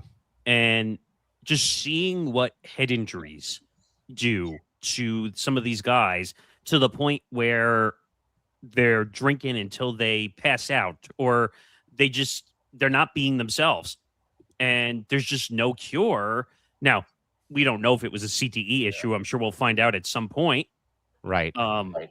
I don't want to assume anything, but the percentages are probably high that it had something to do with some form of CTE or head injury. Because we talked about full contact sports before. When you play in the NFL, essentially you're playing to hurt other players on the other side. Essentially. Right. I know that sounds bad when you say it, but when you're the defensive player, what are you doing? You're looking to basically knock out the player on the other side of the ball. Especially Ndamukong Suh. Oh, God. How many times did he get fined for stomping on people? Oh, quite a lot. He was a dirty, dirty player. He was kind of like the Draymond of the NFL. That's a fair comparison. That's a great comparison, actually. I think, though, Nick D, looking over his stats real quick, 228 total tackles, 52.5 total sacks, 1 interception, 6 forced fumbles, 3 of them recovered, 10 pass deflections, and 1 defensive touchdown. And again, just very young, 36 years of age. Again, passing away this past Saturday, literally yesterday. Played for San Francisco for 3 years, 11-14. The Oakland Raiders between 15 and 17, and then the Cowboys in 2020, and had not played in the league since then. He was on the practice squad for the Seahawks, did not play, though, in 2021. So, Nick D, any sort of thoughts you'd maybe want to pass along? Obviously, I think just more, sad, though, gone at such a young age. Yeah, well, one of my thoughts was not even so much about CTE because that's a possibility. Yeah. But I'm not totally convinced exactly that that's what the issue was. So I was looking at some of the details of it, and he was apparently found passed out in his car. Oh man. What I understand. From my understanding, he was just found he was. So according to the New York Post, he was he was found with his mouth open by his friend in the passenger seat of a Chevy pickup truck. Oh man. That to me doesn't exactly tell me it's CTE, although it's a possibility. I think it actually said more to me about former athletes really struggling in the real world after being athletes. That was my thought process, because it's not just financially, which I don't know what his financial situation was, but NFL players, their careers don't last very long. He was a very good player, and he was only in the league for about 10 years, I think. But the other is also the mental aspect of it. Like, when you're a professional athlete, you just think about star player. In college, you're a star player, and people are in the stands cheering your name. You make a lot of money playing professionally, and that becomes your whole identity. And then your early 30s, that all goes away. And just, it's not something any of us could really relate to, just what that does to you psychologically. And the other thing I want to point out is when he was playing, he also had a lot of problems. He had a lot of legal issues. So if he had these issues when he was playing, it wouldn't surprise me if he had a lot of these issues when he wasn't playing. So I mean, there have been a few notable times when he was in the NFL when he's been arrested for a few different things. I mean, so it wouldn't exactly, because there's a whole list of it right here of legal issues. Like, he was arrested for driving under the influence in Miami, and this was all the way back in 2012. In 2013, he was in a single vehicle accident in San Jose. In 2014, he was arrested again at the LAX airport. So he's been arrested, it seems like almost every year while he was in the NFL. So he's had a lot of problems. That's never good. I mean, I feel bad saying this, but him dying and being found the way he was in the passenger seat of a pickup truck, and like I said, I feel bad saying it, it kind of sounds characteristic of him. I gotta draw a line there. I don't think it's characteristic for anyone to let a tragedy befall themselves like that. I think this is more indicative, and this is not to take responsibility away from a fully grown adult, but we've already know the science is there that CTE causes profound psychological damages. It can change personalities irrevocably. It can give people who are perfectly healthy issues like schizophrenia, bipolar, or symptoms that function as such. And when you are, like you mentioned, Nick, a star athlete, the top of your world, a prime athlete, instances like psychological, like mental health, don't factor into that, because you're a trooper, you're a fighter, you're a great athlete. Like, they don't give themselves the resources, I think, to really tackle this. And what's more is, I think this is also a failing on how we treat athletes growing up as a whole. A lot of these players run into problems in college, and they don't get the correct structure or support they need to make sound choices with their lives as they proceed into the NFL, where they're given a shit ton of money, attention on a global, we'll say on a national stage. Will I say that this is characteristic for him? No, I don't think this would be characteristic for anyone. I don't mean character. I mean, maybe characteristic's not the right word, but what I'm saying is that based on his track record and everything else that's happened while he was playing, and it seems like he's had a lot of issues.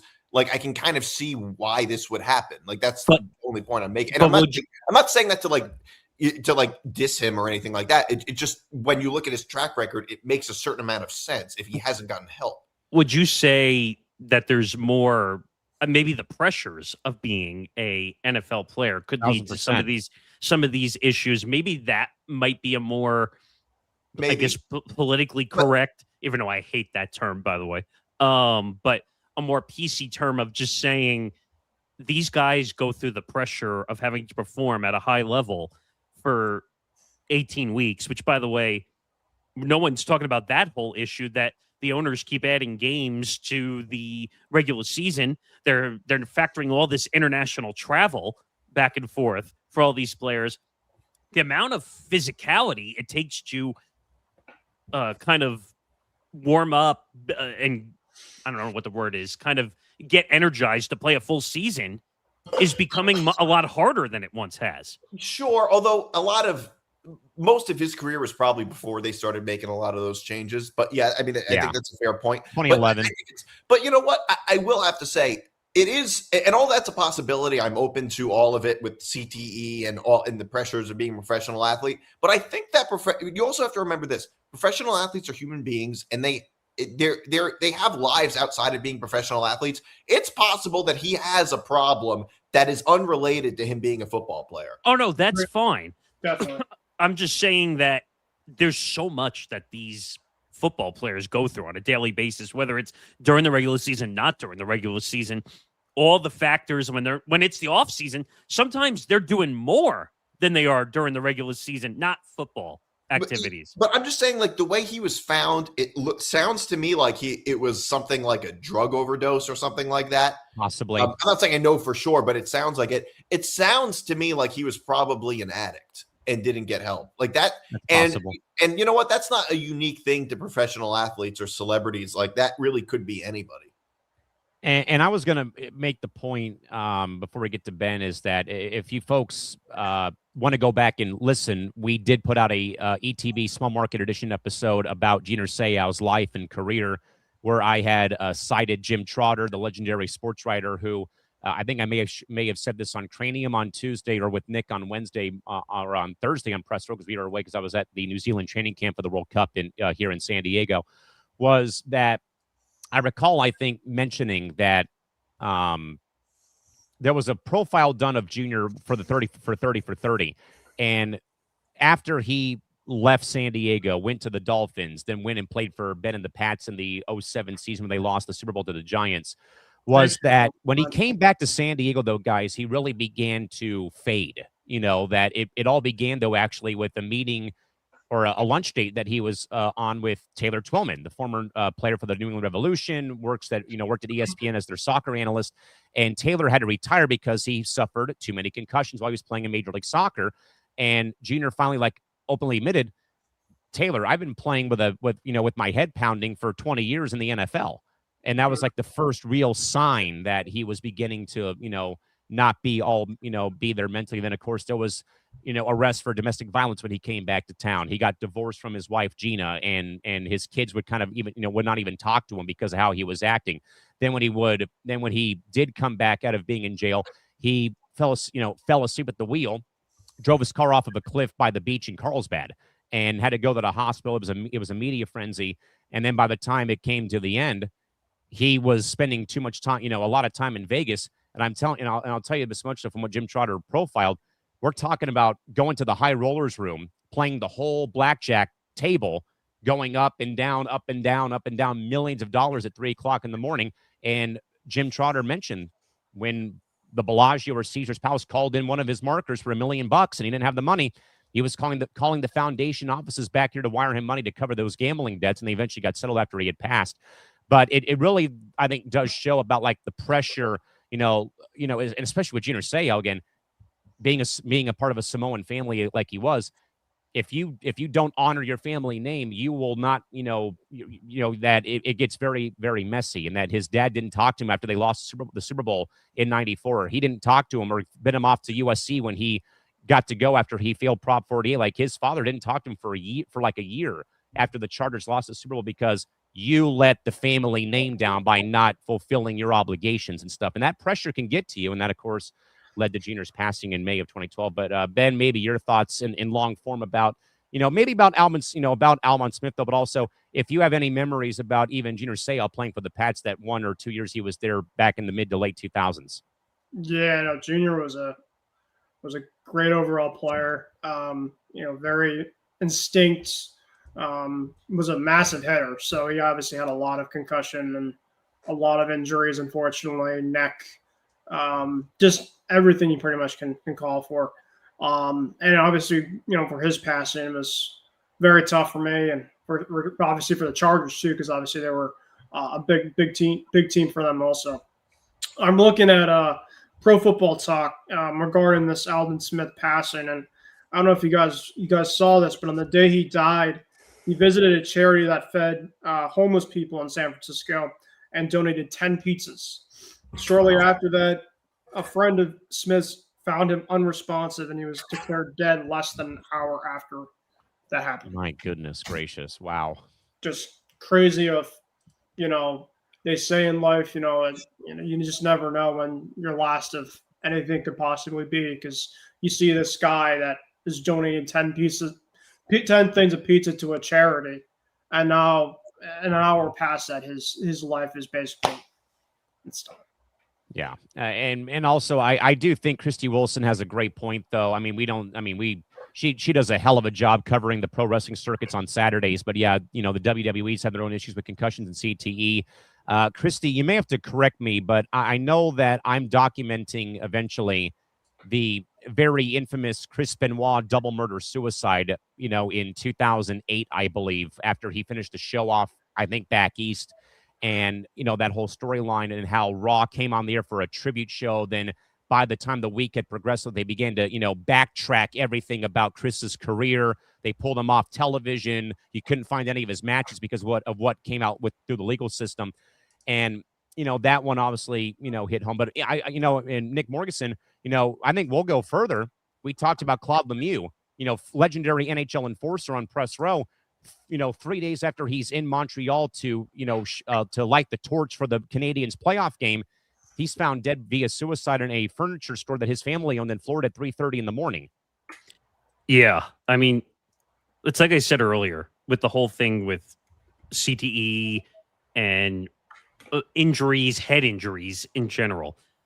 Like you can't fool around with these type of injuries. You have to be very careful. You have to follow the protocols. You have to do all these things to protect. As soon as head injuries happen in live sporting events, what happens? They get pulled out of the game instantly. In the NFL, they don't fool around with it anymore. They call down now from up above and they say, hey, get this guy off the field. It looks like he's going to get destroyed or dismantled if you leave him out there.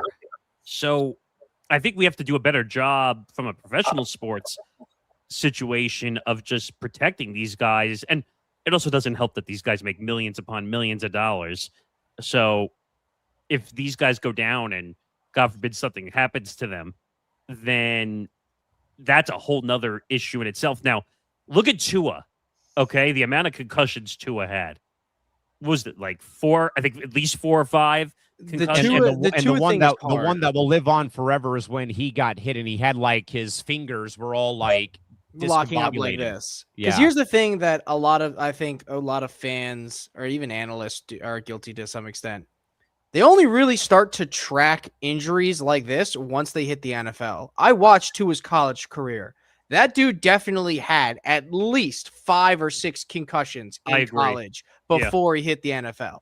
So, when you brought up Tua, I personally feel like NFL as a whole is doing this player a disservice by not stepping in and telling him you have to retire. We're watching someone's death essentially in slow-mo. Yeah. If he gets one more concussion, that's it. Well, I think Tua's career should be over. You would hope, already. Yeah. I think Tua's career should be over. Like, he should not be allowed to play. And that's why Miami eventually said, look, we can't do this anymore. He's had 5 concussions or 6. He's had 6. I think they've only documented 3 or 4 out of those 6. Yeah, because wasn't there a story, by the way, fellas, that they, I think, investigated how they went about that? And I think they fired the medical staff for that. Oh, yeah, they didn't have to. I don't think they fired them. I think they just really hit the point home. Like, guys, why didn't you pull him off the field? Do you remember he got concussed at the end of a half of a game, and they checked him out, and they said, "Oh, you're good. You can go back." And then he got hit again. He got knocked out. Nick, it's like the video of the guy, the bodyguard guy that's just swiping everybody. Yes, yeah. But he literally took a massive hit. He's laid out. He's laid out all over the ground, and they said, "Oh, you're good." And then he gets knocked out again. And finally, they said, we should pull you off the field. And I'm like, well, where was that? Like 2 concussions ago. Yeah. And also to clarify real quick from Christy, at one point that WWE had essentially erased Chris Benoit from all of their video content.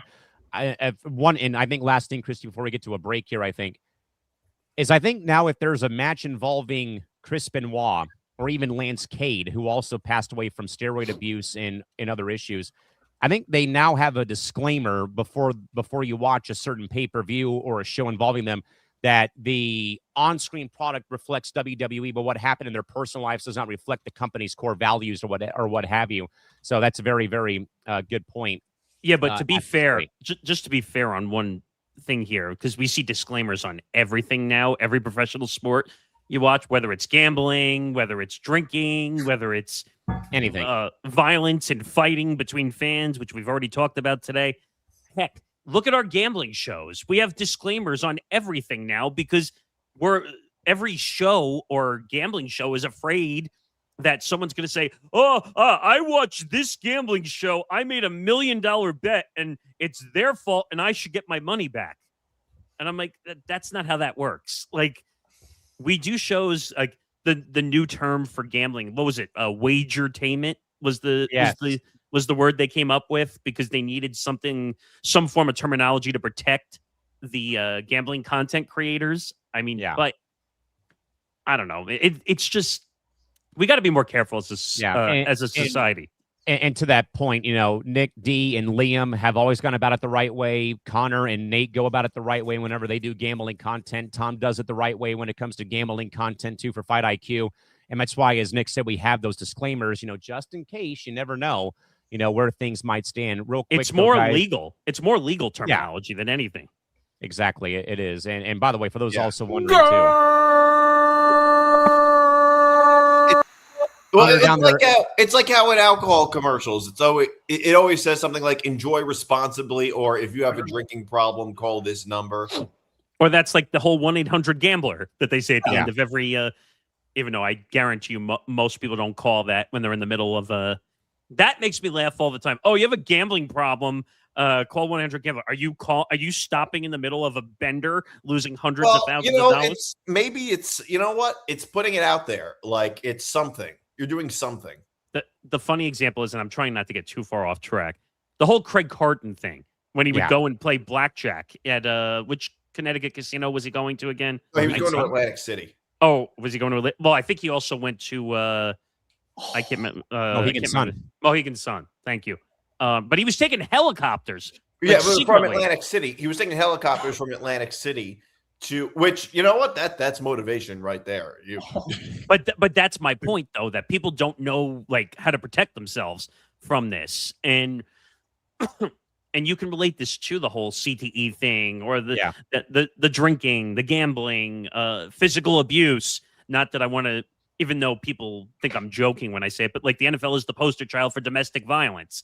Like they're all related in some way, shape, or form to what we're talking about here. Yeah. By the way, real quick, the update from the World Cup was for Sweden now leading Tunisia 2-0 in the 37th minute, and they are still playing in Vegas. They are halfway through the third period. Carolina still leads 2-0, killing off a Vegas power play, and they have done so. So the Canes now 8:42 away from their second cup in franchise history. By the way, we updated the UFC White House card. We are at the Derek Lewis Hokit fight. Hokit, if Christy is still listening, was a wrestler, actually, in the WWE, and somehow made it to the UFC. Well, I'm guessing he's better than Brock Lesnar and Phil Brooks or CM Punk when it comes to being a UFC fighter, as opposed to those two clowns. Well, no, Brock actually was a decent UFC fighter. He just was more interested in being in the WWE than he was in the UFC, which was the right career choice because he's done way better. I was going to say, does anyone remember his short practice squad stint with the Vikings in the NFL preseason? Well, there's quite a few WWE guys that have made. Bill Goldberg played at Georgia. Scott Steiner played at Michigan, or he wrestled at Michigan. Right. Well, The Rock. Didn't The Rock play in the Miami? NFL? Yeah. Oh, he played in Miami, or played with the Hurricanes. I don't know if he went to the NFL. I don't know. I thought he got on a practice squad. Maybe he probably did. Know. That Crazy wouldn't how that can surprise work me out. either. But with that, though, guys, look, we all have that one friend who has the wildest sports opinions, the ones that make you do a double take. But on Given Takes, our good man Nate Miller is that friend. So join Nate every Monday at 6:30 p.m. Pacific time, at 9:30 p.m. Eastern, as he dives into the hot takes, the cold realities, and the absolute absurdity of the sports week. No fence sitting and no safe bets, just the raw, unfiltered takes that you won't hear anywhere else. Join the conversation and see if your takes can keep up with Nate's. Only on the ETB network. Make sure to go like and subscribe over at youtube.com/ETB network. All right, gang, we're into the final part of the show here real quick. Ben, we'll start with you, though. Obviously, the big news, though, involving the Wide World of Golf is partially Phil Mickelson getting kicked out of a country club here in San Diego. What But an also, idiot. Ben, now, though, Ben, the growing financial turmoil involving LIV Golf now being on extinction watch as time goes on here. Nick and I documented this, though. That's Nick Morrison and I on Press Row. We actually had Alan Shipnuck, legendary golf author and writer, who came on when we first heard the rumblings, at least, that the Saudi Public Interest Fund was going to withdraw the funding for the LIV Tour, though, again, ratings have been awful on television. Again, losing some of the key guys, though. John Rahm is kind of like, I don't really care to be the poster child anymore. Pay me my money. Ben, your thoughts about seeing LIV begin to finally sink and take on more water here as we get close to the end of the year for LIV Golf this season? Yeah, I mean, I feel like it's obviously it's trying to at least be competitive with the PGA, because you obviously have a lot of guys from the PGA that are playing over there now. I mean, look at obviously Brooks Koepka, like you mentioned, John Rahm, and I wouldn't be shocked if others still go over there. I mean, the only thing about it is, I mean, PGA is king until at the end of the day. I mean, you just kind of have to take a look at it with obviously the crowds and just the overall just watching of it. I'd say the majority of people still, of course, watch PGA for the overall reason.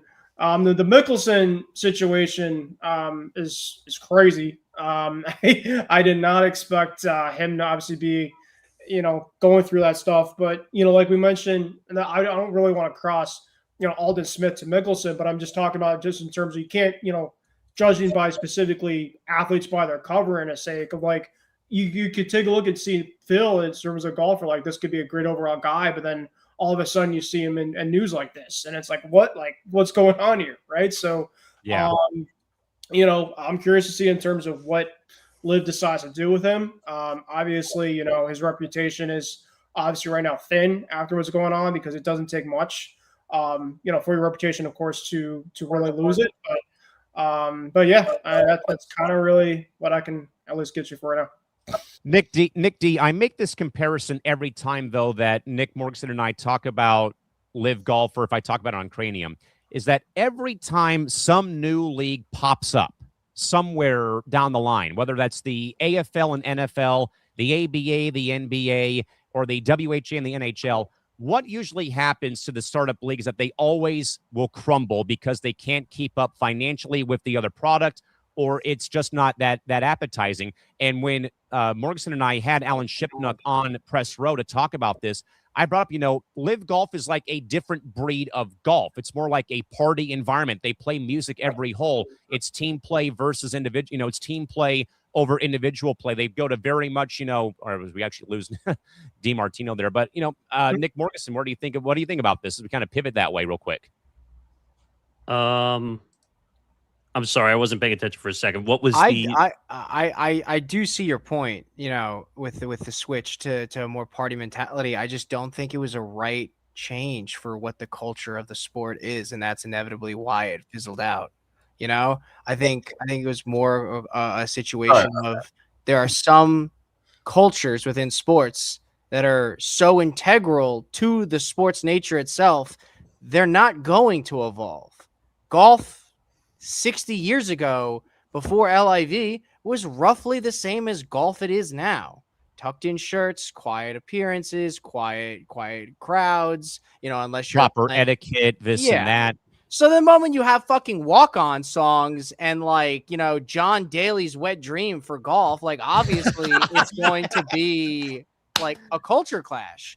And the average age of most golf watchers, at least spectators, is on the older side. So yeah, they're not going to like it. I just feel like it was a poor attempt to bring in the young crowd. And that was going to be my point, away from the fact about the parallel about what happened to the AFL? They merged with the NFL. The ABA merged with the NBA. The WHA merged eventually with the NHL. That the startup rival league doesn't really stand a chance, as I was kind of alluding to about how Alan Shipnuck kind of gave us that perspective, though, a while back when it came to, when we had him on the program a while back on Press Row, was that it was a different atmosphere. Like it was basically like a Happy Gilmore movie. It was like the Happy Gilmore movie where you have Shooter McGavin, berating people about the beach balls being on the course, saying, this is golf, not a rock concert. But that's kind of how LIV Golf has portrayed themselves.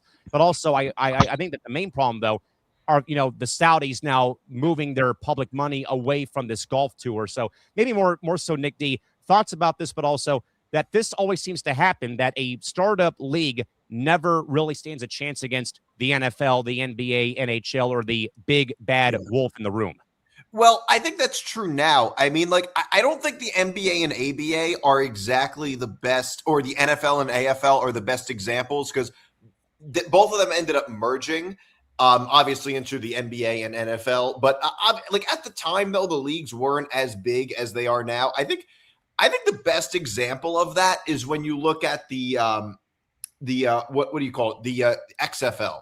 That's the best example, because Americans love football, and Americans, and the XFL was when did they start showing the XFL? In like 2019, I think, or 2018. Yeah, well, that was after they began the first start of it. Like I think initially, I remember the early start, like 2001, when they had it for one season. Yeah, that's a little before my time. I don't remember that, but okay. So the XFL started. Okay, it was founded in 2018, and it started in. Okay, so it went from 2020 to 2023. Yeah. And American, football is America's favorite sport, and even that was a failure. And they were showing football when we otherwise didn't have football, and even that failed. And I just think that. Yeah, they never really.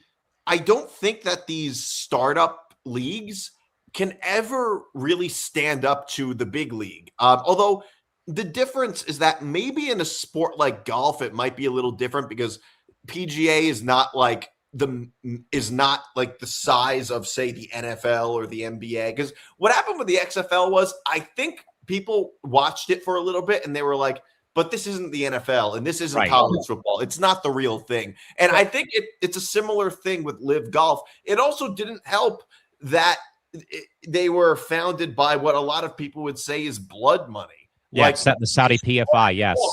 With as controversial because of who was funding it, that's not going to help either.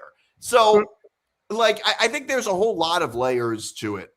But I thought maybe they'd have a chance in a sport like golf. It's an individual sport, so maybe it's a little different. Like you have multiple leagues of fighting, for instance. Right. So I thought maybe they have a chance. But that's really just always how it goes. Like if you start look at the big three, for instance, in basketball. Sure, it exists, but it'll never be the NBA. It's kind of like that. By the way, if you saw Connor celebrating, Tunisia did pull one back as they enter stoppage time. So it's now 2-1 Sweden, leading at Estadio Monterrey down in Guadalupe, or down in Monterrey, Mexico. But with that in mind, Mr. Morganson, what do you have for us real quick? So it looks like Hokit is tiring out Derek Lewis. We're going to spend the last 10 minutes or so, because we do need to talk about this. This is part of where the show was going to be. This has been an interesting night for the UFC, and Hokit is absolutely beating the crap out of Derek Lewis. He's on top. Oh, down to 3 minutes now. What? It's over. Hokit just won. Is that another one of your legs? No, I wish that I avoided that one too, because Hokit was kind of a wild card to me. And also, real quick, as Ben said, we're down to the final 3 minutes from Vegas. It is still 2-0 Carolina leading the Golden Knights in Game 6 with the cup on the line for Carolina on the evening. And they are, again, just mere minutes away now from their second championship in franchise history, as the Knights have pulled Carter Hart for the evening. Well, for the season. But What do you guys think of the card at the White House, though? Any reaction? I was gonna say that was my question. I actually went. I was thinking about the show today, and I spent some time over at as the aforementioned 5 foot deep end of the community pool today because I'm so damn tall that I have to go under the water in the deep end. I'm standing up in the water to my shoulders. I thought this was very audacious that they would try to pull this off, though. But it got me thinking, though, Nick D. We've seen a lot of sporting events try something different. For example, the outdoor hockey games that we see for the Winter Classic or Stadium Series. We've seen the NFL go overseas. We have seen basketball games for college on aircraft carrier flight decks, for example, here in Southern California or on the East Coast. Baseball games played at the Field of Dreams Movie Center at Fort Bragg or Williamsport, Pennsylvania for the Little League World Series. Nick D., what is one sporting event you would think you would go to out of all those options? It could be like a NFL game overseas. It could be an outdoor NHL game, like something outside the box. What would it be for a sporting event in a non-traditional sense? You didn't bring up just to be sure, you didn't bring up the Field of Dreams game, did you? I did, yes. Oh, you did. Okay, I'm sorry. I may have missed it. Okay, so when you say which one, you mean like the ones that exist or like a made up one? It could be anything. Like just because like this is a very groundbreaking, audacious thing to have the UFC, usually an indoor event, being hosted on the White House lawn as part of America 250. Yeah, that's a good question. I would say maybe I'd want to go to an NFL game overseas. That'd be something. I mean, I just think that would be a pretty cool experience if I were in Europe. And then, like, if I happened to be, if the Jets were playing in London and I happened to be in London for a certain period of time, I mean, maybe I'd do that if I had money.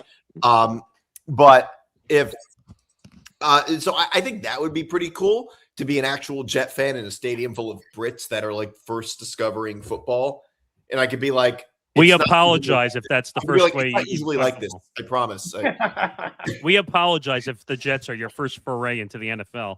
Oh no, it was the Jacksonville Jaguars, lads. The Jaguars. I think it's so funny that the Jags were one of the first people exposed to London, and by virtue, that means that by now, actually, at this point, statistically, the most liked team in London is the Jags. So like.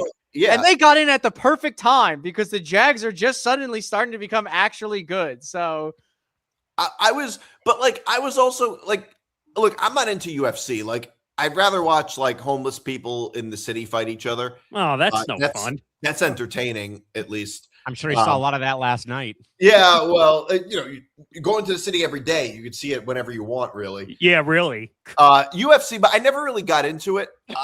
But I think having sporting events at the White House is actually a pretty cool idea. Imagine if there were, I mean, it's a huge inconvenience to get in because it's the White House. But if they had like an NFL game at the White House or something like that, or maybe a basketball or a baseball game at the White House. A basketball game. That would be a really cool idea. Like, I'd actually like to see that. And I would go to that. Look, DC is like a 4-hour drive for me. Like, I theoretically could go to that and it wouldn't be that big of a deal.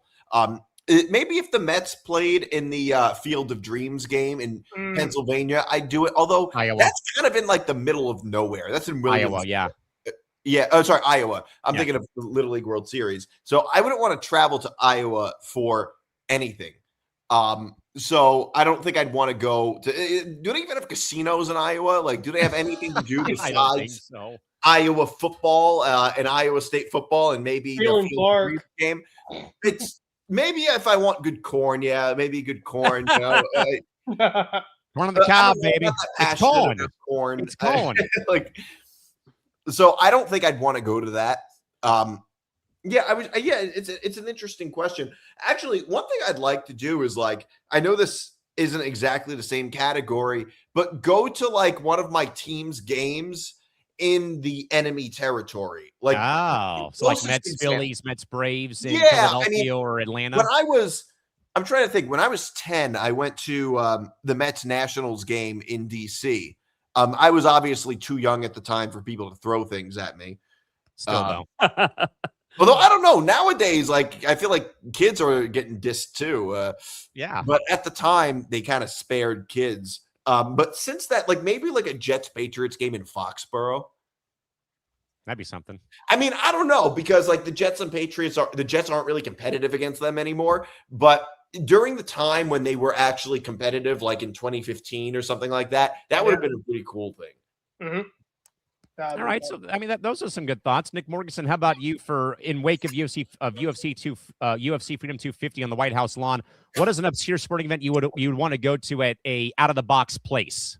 Oh man, this is a tough thought. I would have wanted to be in person for this. I've never been to a UFC event. I would have, if there was a way. First of all, the tickets would have been insanely expensive. Oh yeah, they would have been worse than the World Cup probably. Well, that's not saying much either. I mean, going to the World Cup would be cool, probably. I would never go to the World Baseball Classic because I think it's a sham of an event. We agree on that. But what else? I'm trying to think what else really holds an event. Maybe an outdoor NBA game would be interesting. We've done that a few times. Actually, I think the Spurs were part of an outdoor NBA game. Well, they played all those years in the Alamo Dome at one point, and so did the Wolves playing at the Metro Dome and the Raptors playing at the Sky Dome back in '95. But UFC outside sounds like a lot of fun. Just watching two people beat the crap out of each other for entertainment. Like Nick D said, him and I have probably seen enough homeless people beating each other up in New York City. I've seen people fight over pieces of pizza on the floor. Man. Hey, Callan. In Penn Station. The pizza in New York is really good. So yeah, that's true. I can't deny that. What do you got, Ben? Carolina has scored an empty net goal with about 1:08 left, so they are going to be Stanley Cup official champions. Let alone shutting out Vegas. And from by the way, this is the third time that Vegas has gone to the Cup final. They're going to be 1-2 and lose the Cup twice on home ice now in franchise history. Hey, Cal, wait, are you telling me that Connecticut's going to have half a championship because we used to be the Connecticut Whalers, and that's Carolina Hurricanes used to take? Yes, I know. I have a Whalers shirt somewhere in my closet because they sell Whalers gear still at Bradley International Airport in Hartford. Yes.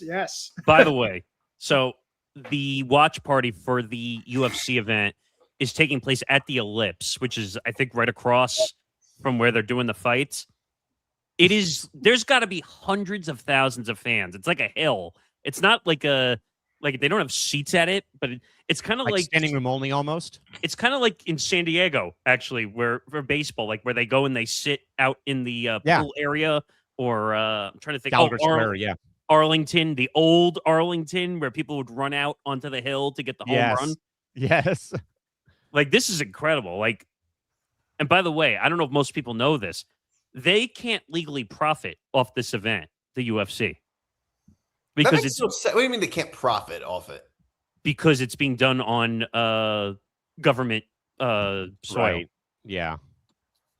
Here we go, guys. Really quick.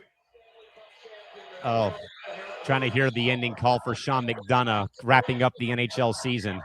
If we get there here in a few seconds. Connor, what do you think though about your obscure sporting event that you would love to go to?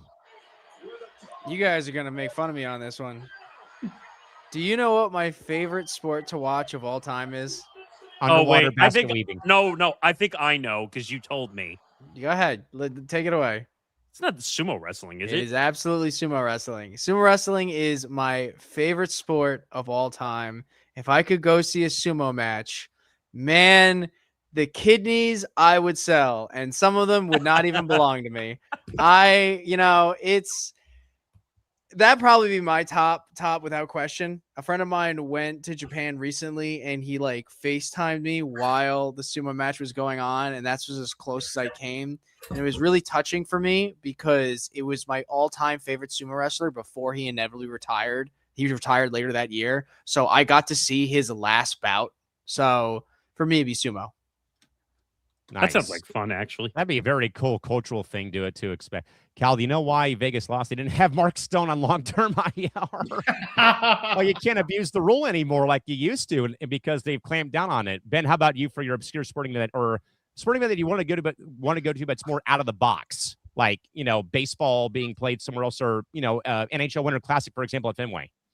Yeah, I would love to see Celtics, Lakers, and San Diego's cargo ship. On top of the flight deck. Okay. Yep. Didn't they play a game on a cruise ship? Or am I making that up? No, there's been college games here on the flight deck of the USS Midway. Syracuse played SDSU one year, and I think Carolina played Michigan State one year on the Weren't USS they on like a Abraham moving Lincoln. boat? They were on a moving boat, weren't they? No, at one no, point? the Navy vessels were docked were docked in the harbor. I thought they were playing. I thought I saw something. By the way, Sean O'Malley is about to take the cage here. This fight is supposed to be an absolute roast by O'Malley. He should win easily. What are you taking him for? Knockout, whatever? Because my 1.8 just landed, so I might roll another 300 into the next UFC. I love how you said that, and your cap popped up right in your lap there, Connor. Really? This is my little cash cap, man. You know, this little guy's so lucky. I have O'Malley money line just to win the fight because I don't know you. The guys, if you really want to talk about UFC, are Tom and Zan, and actually that's a good plug. After this show ends in about 2 minutes or so, when this UFC Freedom 250 card ends, make sure you tune over to the UFC Freedom 250 post show. Tom Lobano, Zan Bando. Whenever this card ends, it's probably going to be close to midnight, probably, or closer to actually 1 a.m. probably. So we'll see if Tom actually gets done with the pre-show before he actually has to go proctor regencies for his school. Which, by the way, I want to bring that up too. The parade on Thursday for the Knicks. Nick, I don't know if you saw this. Okay. So it's on Thursday at 11 a.m. Eastern time. The city did not think this one through because there are regencies on Thursday from noon to 3 Eastern. Regencies? Yeah. Oh, those are tests, right? Yeah, the regencies that we used to take in high school. Oh, I'm not from New York. I thought you were saying, Nick, that there was gonna be bad weather because there might be some thunderstorms later on. In New Jersey, they don't have regencies. So that's right. So I've heard of it, but in the city and on Long Island, we have called Regents exams at the end of the year. Yeah. So stupidly, they planned it on a day where all the kids have regencies in the city. Does that mean the traffic is going to be uniquely bad? Yeah, probably. Okay. But I thought that was unbelievable. Like, you want all the kids there who are Knicks fans, and they can't be because they have to go take a Regency. Well, you know what that means? That means that maybe it won't be as rowdy. It was very disproportionately teenagers climbing on those lamp posts and everything. You do know the security is going to be like FBI level, probably. Oh, yeah. That's why I don't think it'll be so lawless, because there was no security in the middle of Times Square after the Knicks game. Let's put it this way, and I'm half kidding when I say this. You won't be able to breathe during that. Yeah. Wait, if you thought it was bad Saturday, do you want it to be a lot worse this week? Well, if we have time, I want to show some of the footage I have. Oh yeah, quickly.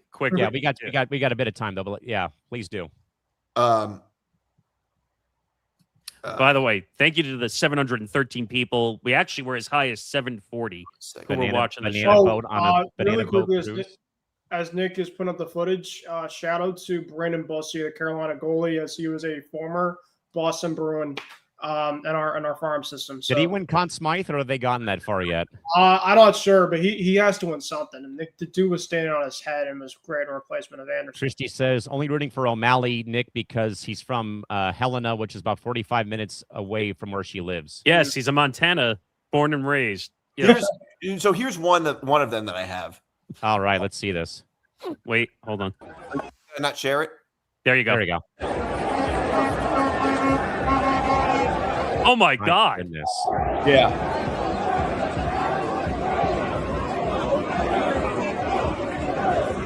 Absolute scenes. Unreal. Wait, I got a couple. I got a couple more. Yeah, go ahead. Plenty of time. But it's just the craziest. Oh no. Yeah. And the chaos begins. If you were driving a car, you were in trouble. Well, the roads were blocked off. I think that's a police car. Safe light repair. Safe light replace.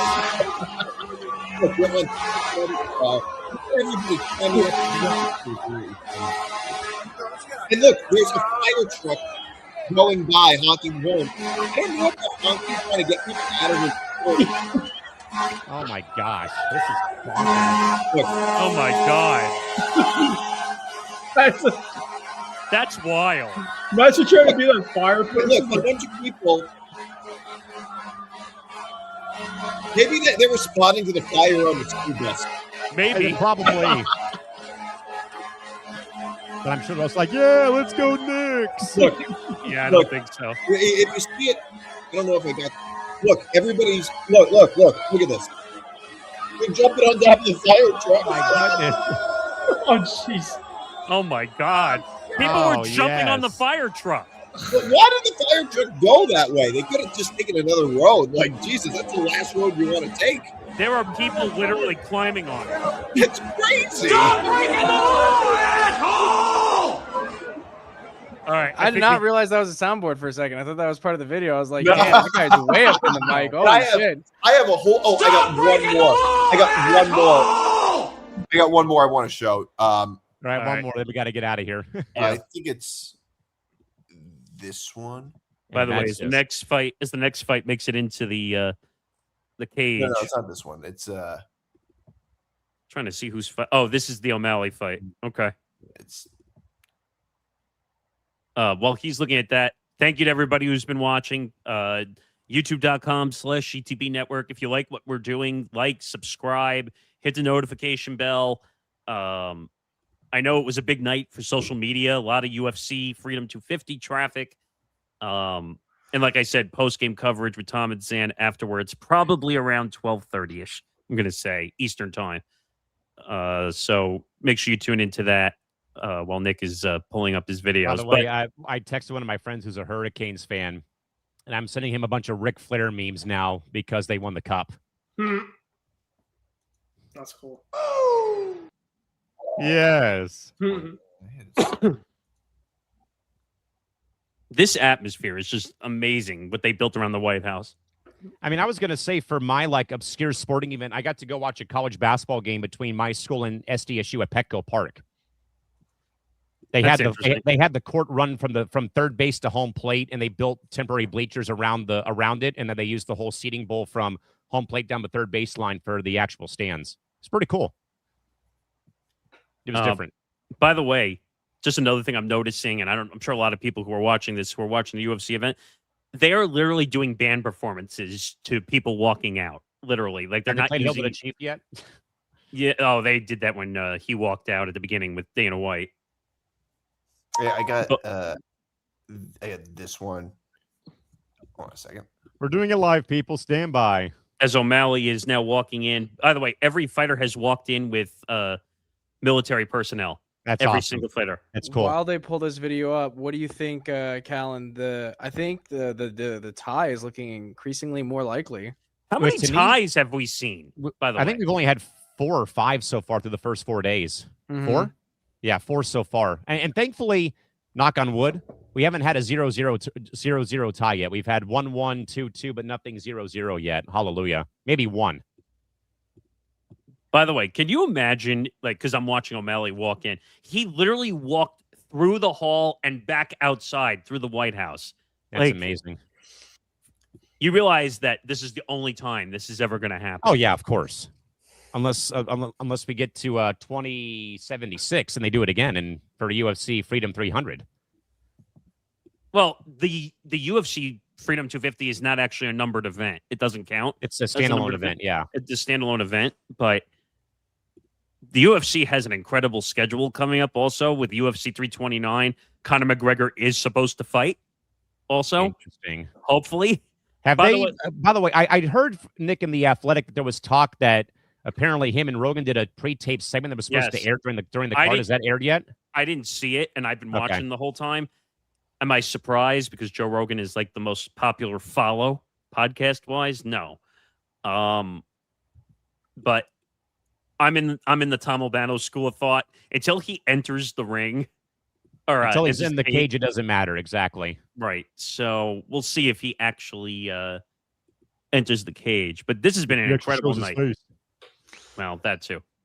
And what a show, honestly. Good 2-hour format. Thank you all for stopping by and watching. We appreciate it immensely.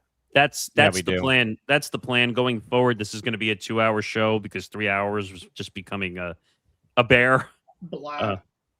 So hopefully more people will be able to join the show on a 2-hour basis rather than a a 3-hour basis. Yeah, as soon as Nick D can find that last video, we'll get out of here tonight to let Tom and Zan in here for the post-fight show when that time rolls around here soon.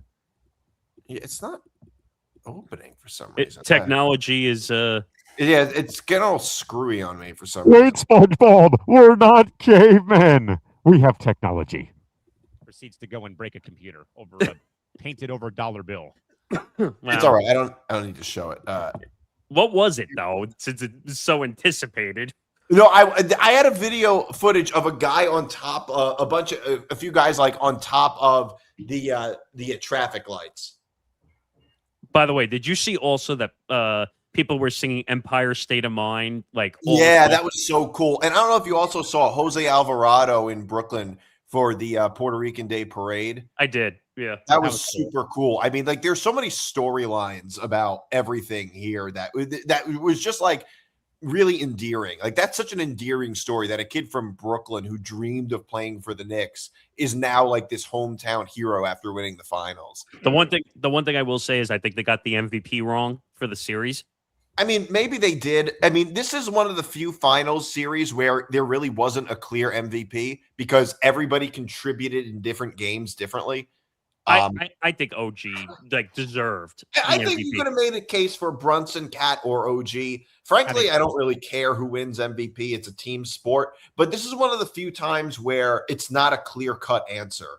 That's true. You're right. It was more clear-cut for me in 24. I thought Jalen was a much better player than Tatum. But Tatum, I did think, was getting a little more slack than he should have. And by the way, I've been listening to Bill Simmons a lot lately. And I was listening to him, and he was saying that there should be a playoffs MVP. And I actually like that idea. That's what the NHL does for the whole postseason. Yeah, they do. That's how they do their playoff MVPs for the whole playoffs, not just the final. In what sport? In the NHL. Oh, they do that. I didn't know. Yeah, that. Exactly. I kind of like that. Well, I think we should close up the shop if you want to close up. Before we lock the doors shut, the sports world has been completely rewritten on this Sunday night. We saw the Knicks finally end a 53-year title drought, claim the NBA title, and leading streets of Manhattan in a few shirtless toast of ours on this network in pure euphoria. But also track the U.S. men's national team's statement win over Paraguay, while the Carolina Hurricanes won their second cup in franchise history, and also a massive wave of baseball injuries and the collapse of both LIV Golf alongside a huge night for UFC Freedom 250, while we also mourn the passing of Aldon Smith. And also a huge thanks to Nick DiMartino, Connor Rowland, Nick Morganson, and Ben Cruz for being at the bar tonight. As a reminder, folks, again, post-fight coverage of UFC Freedom 250 is coming up after we're done here.